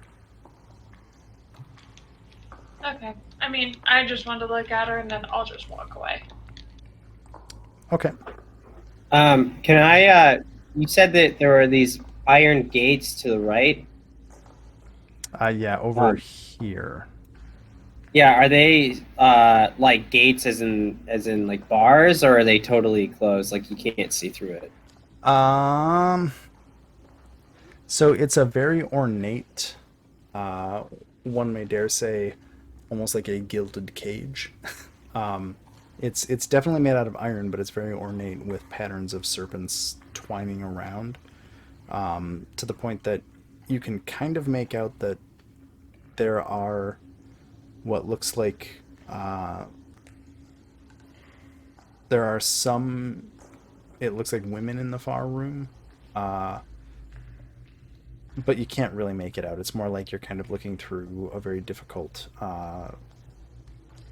the working of the iron door is such that it's hard to really make out details. Yeah. Okay. So there's some room beyond there, and this door is closed right now. Okay. And let's see, Kellic, can you guys see anything? Yeah, you guys can make out that there's a hallway going south, but I don't think you can see a whole lot more about it without actually going down it. I mean, what is our guide doing? Oh, Nath? Yeah. He's walking slowly. He's not really saying anything. He's just looking back and making sure that you guys are actually following him to some degree. But Basically like a guy in Skyrim that's leading us somewhere that takes his dear sweet fucking time. yeah, he's giving enough time so I can verbally narrate everything that's going on and give you guys just enough time to react and ask questions without him saying, "Hurry up." Like he's just guiding you guys to wherever it is he's supposed to take you. Okay. Is he I was just at all? curious. Is he at all? I'm assuming the answer is no. But does he like care at all that we're like all basically just snooping around while he goes extremely slowly? He does not seem to be fazed by you guys gawking a little bit as you walk through here. Almost as if maybe when non-Yuanti come in here, this is a rather different experience, and it doesn't seem to... I don't know, it's kind of like a bouncer at a bar, right? Like, shit's going on around them, and they're just like, okay, this is my job tonight. Yeah. Okay. But he makes his way over to a set of doors over to the northeastern side and opens them and kind of waits for all of you to make your way to him.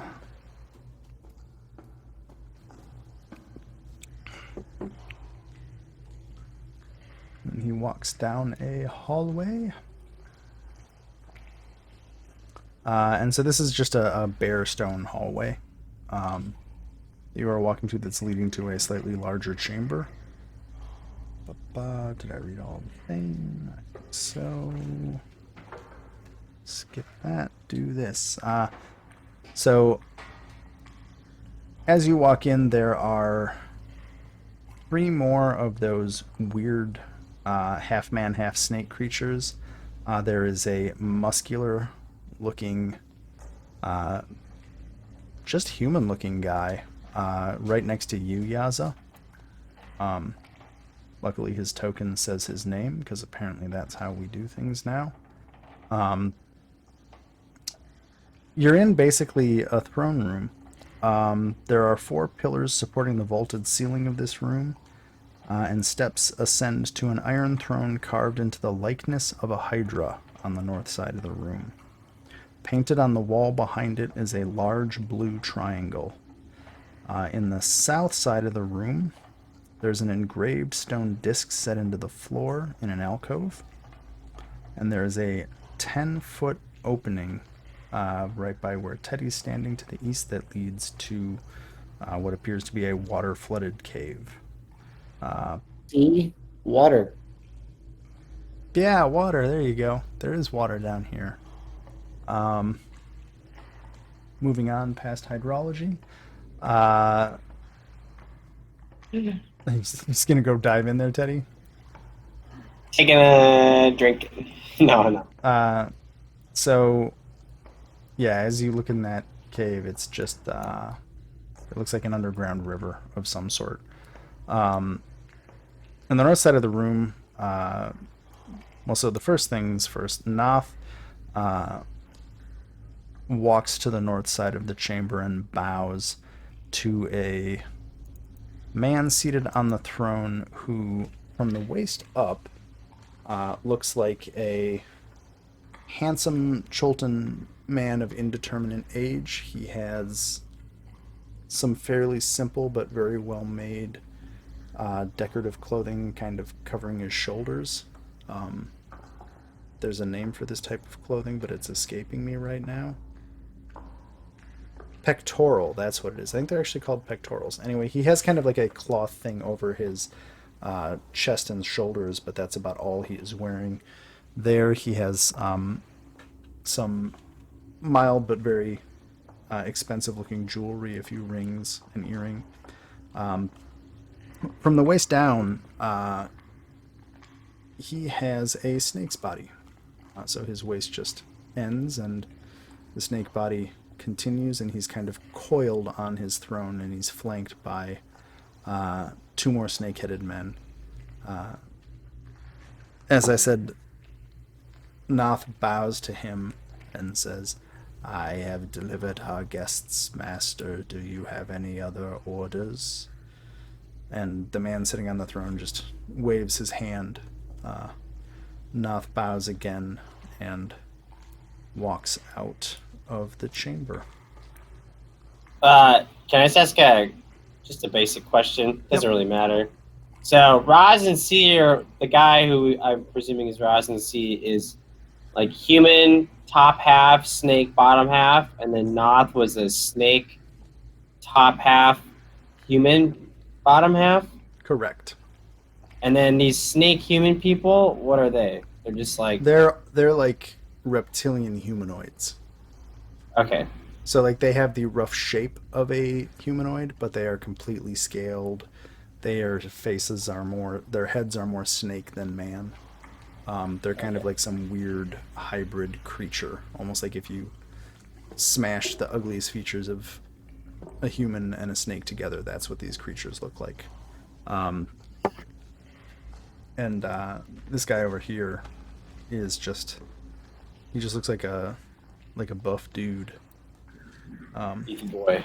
Yeah, he's a beefy boy, and they all kind of move back a little bit just to give you guys some room. Just because, they're not necessarily here to directly intimidate you. They're just present. And so as Noth leaves the room, the man at the throne, or on the throne, he surveys you all and says, "Welcome. You're not necessarily what I would have expected, but welcome to my home." What would you have expected? He thinks for a moment and says, at this point I'm not sure, but the last party that came through Omu was a bit more traditional, but I don't think they have fared quite as well. So maybe I have misplaced expectations of those who would come to visit my home. So I have invited you here. I'm assuming you have some curiosity regarding that, but I would first like to ask what has specifically brought you to my domain. Knowledge. He raises an eyebrow at that, says, "What knowledge is it you seek?"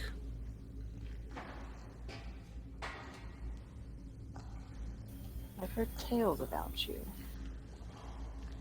He raises his other eyebrow and smirks slightly as you say this, waiting for you to continue.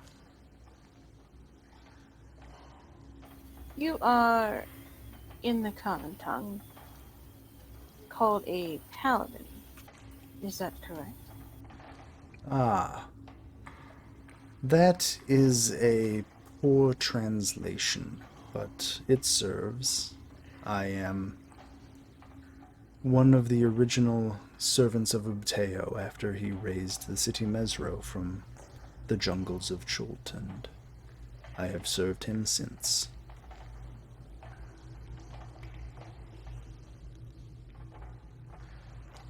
And what is a servant of a god such as yourself doing in a ruined city like this?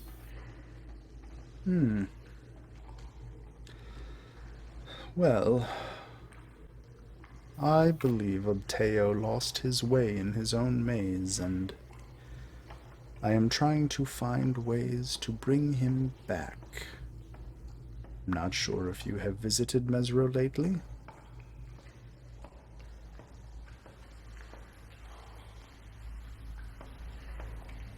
I have not, but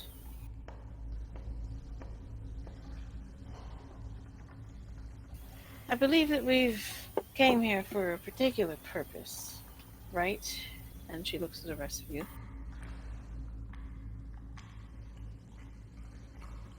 Teddy looks confused.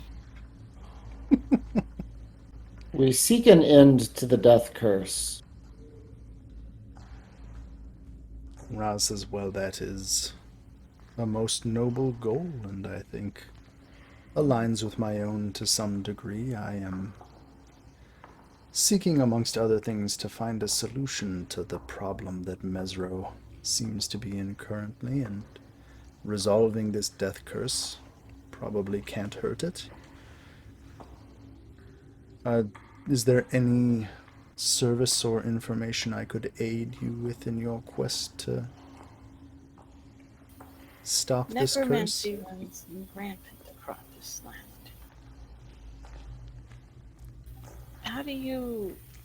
What is your plan to control it? And he looks directly at you and says, in this land I already control it. I am not concerned about the dead who have come back. They are mine.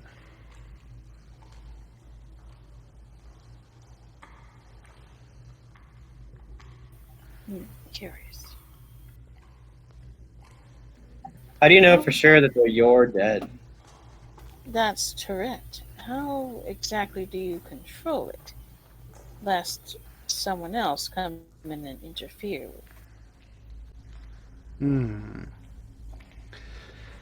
Well, that is vexatious, but my power as a paladin, and he kind of winces as he says this, looking at Yaza and Sebastian. He looks at you and says, I apologize. It is the closest word in the common tongue. We say bara, and I think no one has yet come up with a better word. Perhaps paragon or apostle may be more appropriate, but they all have their problems.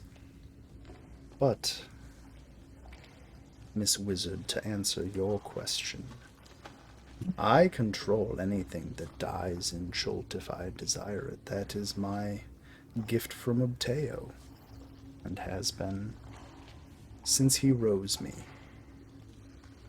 The departing of the souls of the dead is not really a concern of mine, but I worry that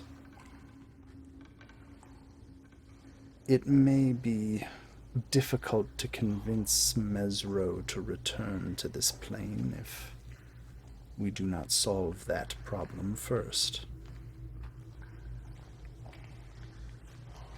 Mesro is on another plane? Well, that is my suspicion. If you'll indulge me in a little bit of a history lesson, as it doesn't appear many of you are from my land, Mesro was a thriving city for many thousands of years, and when the spell plague came and then lifted, nothing was left of Mesro but ruins. But also missing were all the other bara of the city, and all of the people. It seems puzzling to me that they would all just die and I would be unaware of it.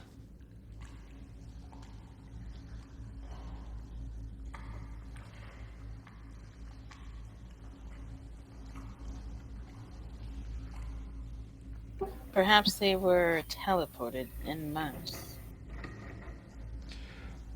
Possibly, but I don't know of any powers on this plane that could do that here without violating the sacred agreement the gods made with Ubteo.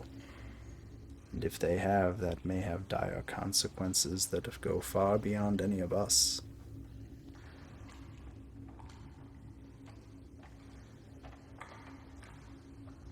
Ubteo is not one of the gods?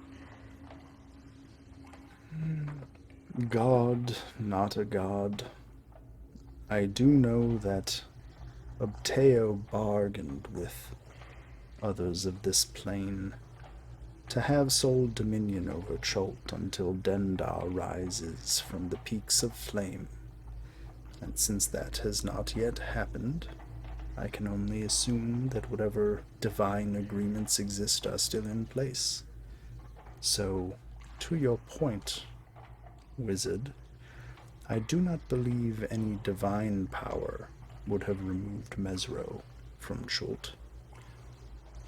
Which means perhaps they removed themselves, and that is the problem I seek to remedy.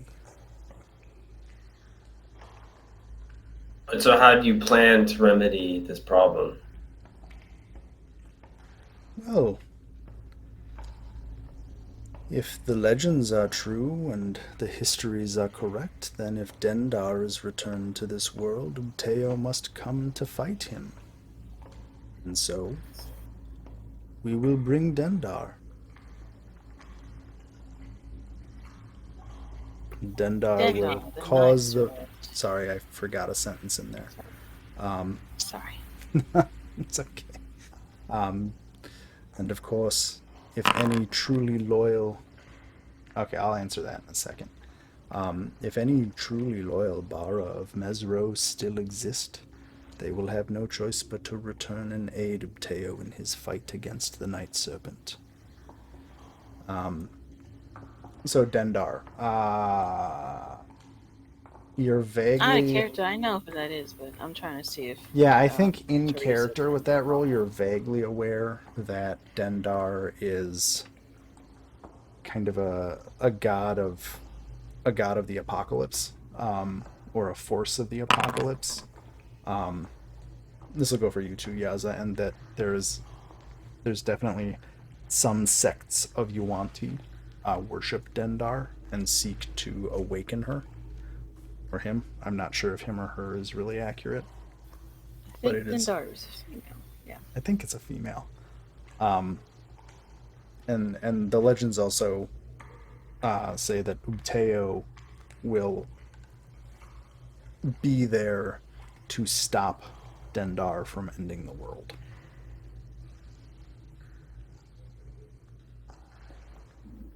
So he wants to start a giant war, basically. Are you asking him or just saying that out loud? Yeah, sorry, I was just saying that out loud. Okay.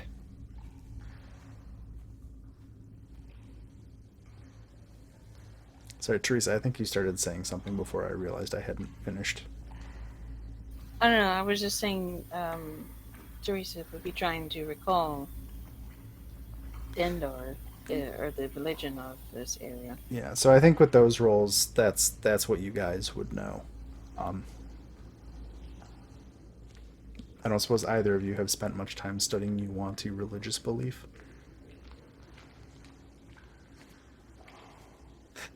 Doesn't seem like necessarily something anybody would do besides a Yuanti. Yeah, I think that's a big negative. Yeah.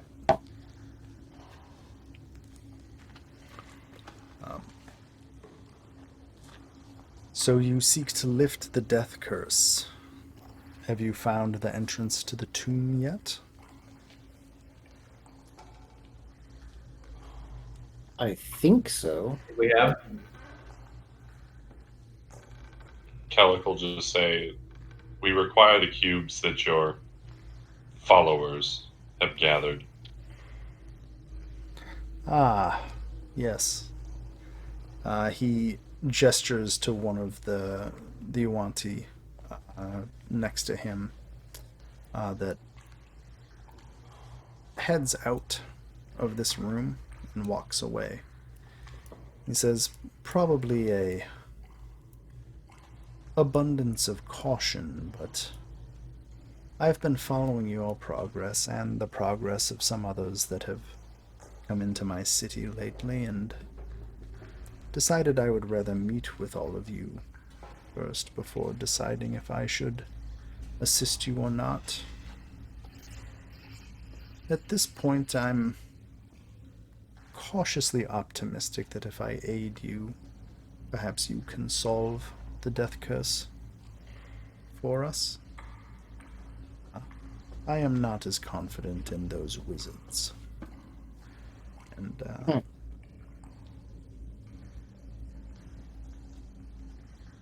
There is likely to continue the curse and attempt to turn it somehow to their own gain, is to try to end it.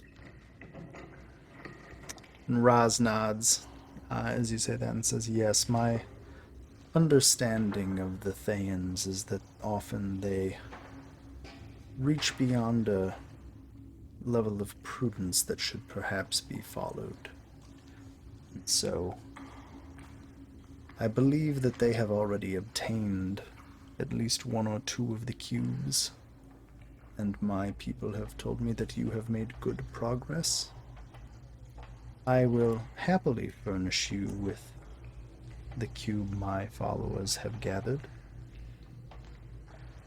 I wish I could provide more assistance in the matter of the tomb itself, but unfortunately I made a poor agreement some time ago that prevents me from directly approaching the tomb.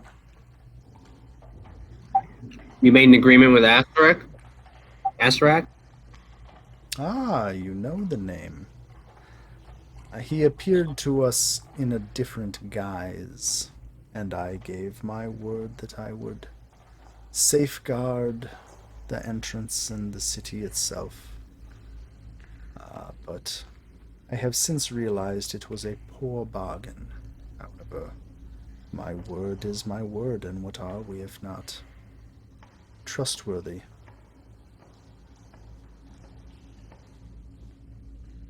You may not aid us directly, but perhaps you have some knowledge of the nature of what lays within the tomb that you could share?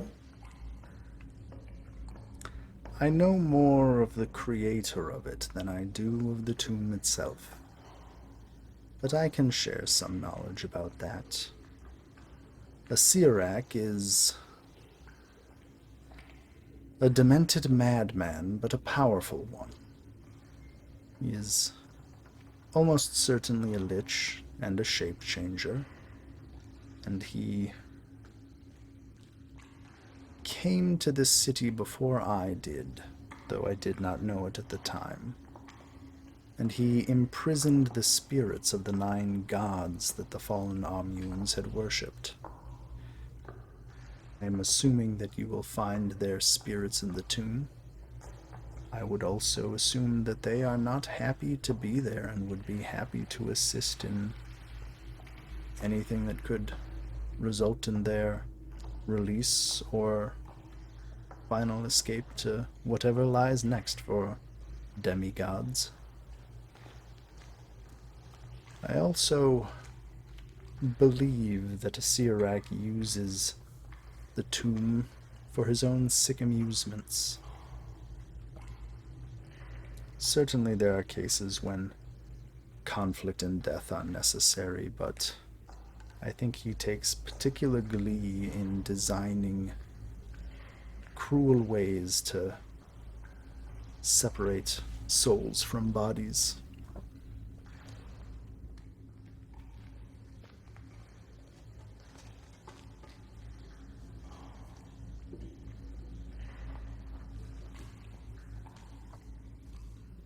Sounds like we may need to separate his soul from his body. He's a necromancer. Necromancers find ways to come back. Particularly those that have become liches. Exactly.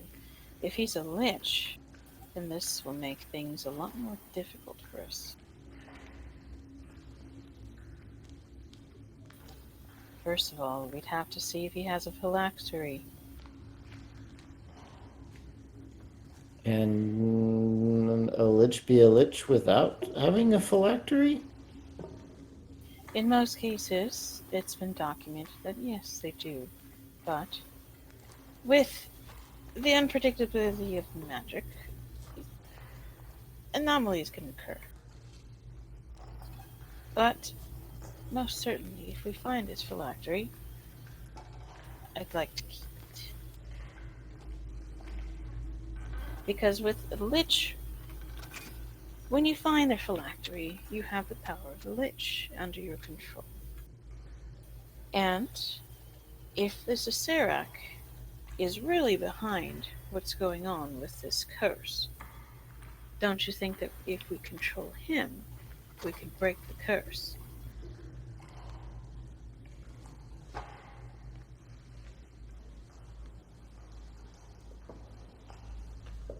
Now that's just a theory of mine, but we're still a ways away from actually getting to that point, facing someone like that. So you see Raz considering your words as you kind of lay out this theory, and says, if I may perhaps challenge or refine your theory, I would assume that Acerak has left something in the tomb that is causing the curse. I'm not so certain that Acerak himself is causing it, but unfortunately I cannot and have not entered the tomb to investigate further.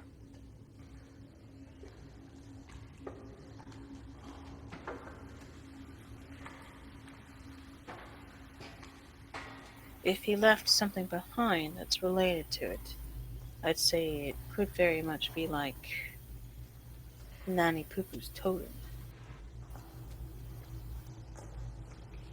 And you see a slight smirk as you mention Nanny Poo-Poo's name from Raz. Says, a totem? What sort of totem did Nanny have? And you hear her sigh. She had a totem that can control the spirits of the dead. Make them dance, attack anyone that she can perceive. But try as we might to have taken it from her, that didn't work out too well. And I'm sure you've noticed the state that she's in right now. It didn't go too well when we tried to negotiate with her. Yes, she, as best I can tell, did not agree with her sisters, and it seems she has paid a final price for that. Or at least her spirit has. What of her sisters?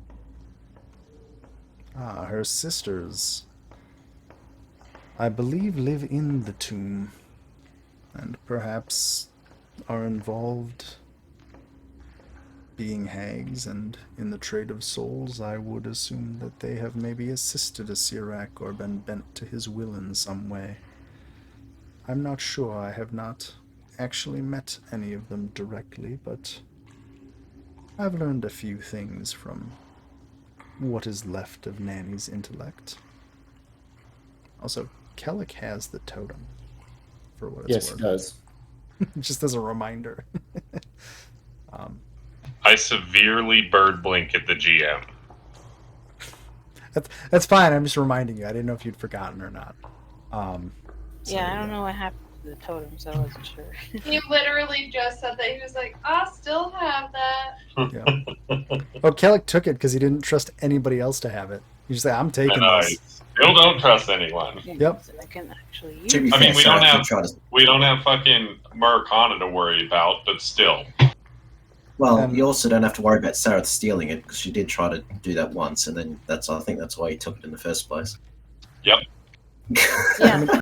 Everybody wanted it. Risa was- wants to use it. I was worried that everybody was going to get into a fight about it. And I mean, one of the reasons Iku is still with you guys, as another reminder, is because she wants to safeguard that totem until the spirits can be released after the soulmonger has been destroyed, or the curse ended, or whatever is happening. So they're just stuff from like 25 sessions ago. Okay. Anyway, yeah. So while you have been talking, that Yuanti that had left came back and hands Ras Nsi one of what appears to be one of the puzzle cubes. And he looks at it and considers it and then tosses it at you, Teresa.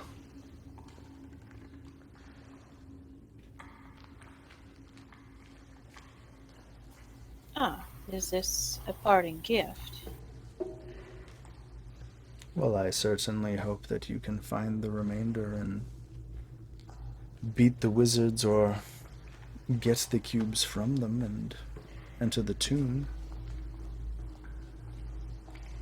As I said, I cannot directly act in this matter, unfortunately. I do take my words seriously. I don't intend to change that after all this time.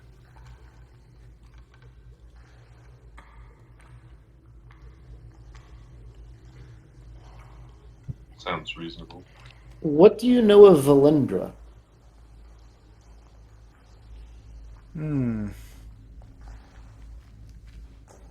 Unfortunately, she died before she came to Chult, otherwise she would be mine to get rid of.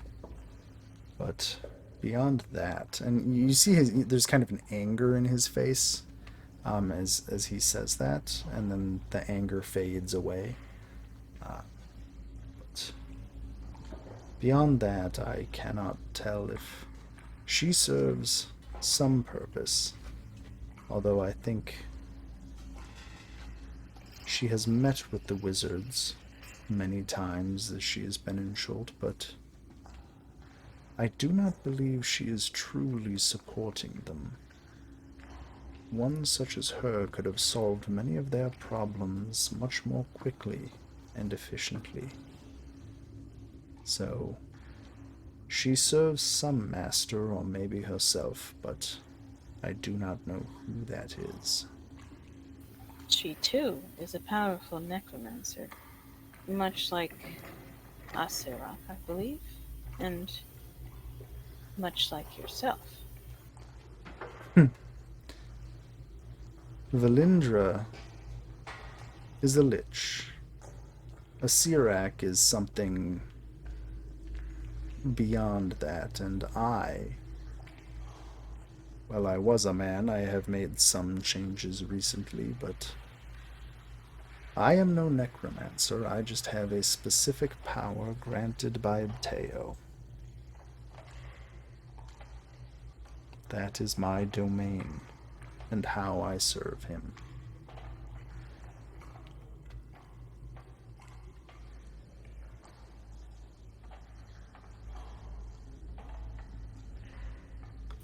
Well, control over life and death is quite a feat in itself, if I do say so myself.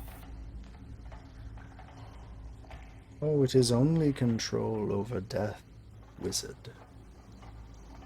And who comes back from it. Or, more accurately, what comes back from it. I can no more restore a soul to its body than I could crack the walls of this room with my bare fist. But if it dies in Chult, I know it, and I can use it as a tool.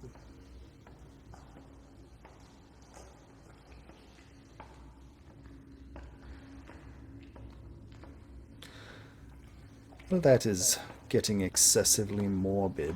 I have extended an offer of courtesy to all of you, and if you are willing to be guests, you are welcome to stay until you decide to continue your quest. Otherwise, you are free to leave or ask any other questions you would like.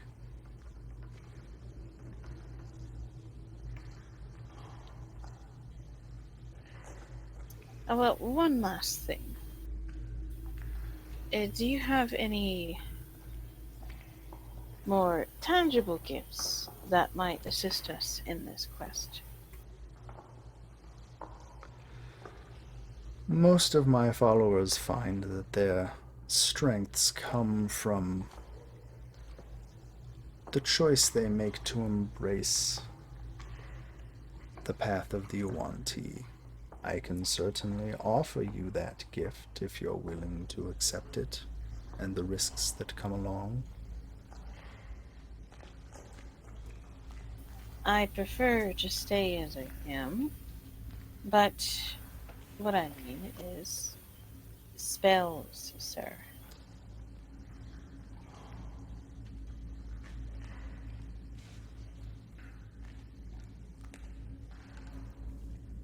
And he thinks for a moment.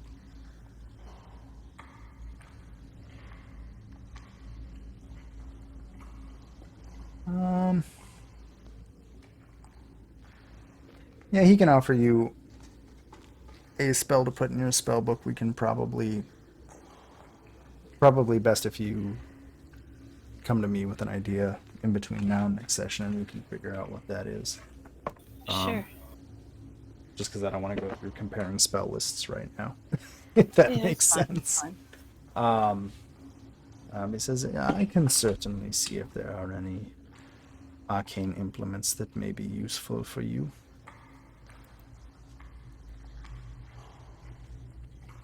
Of course. That would be greatly appreciated, sir. And one of the other brood guards heads off as he kind of gestures at it.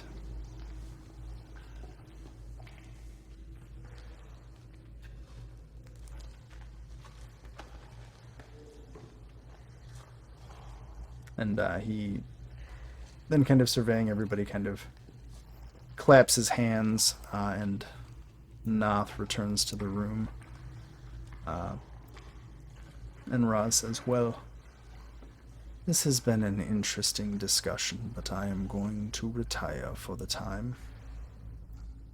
Please let Noth know what your desires are, and perhaps we shall meet again. And Ras heads out of the room, and I think that's probably a good place to end this session for the night, because it's about 1 minute from midnight. Yep. Cool. Thank Cool. y'all. Well, that was more productive than I expected.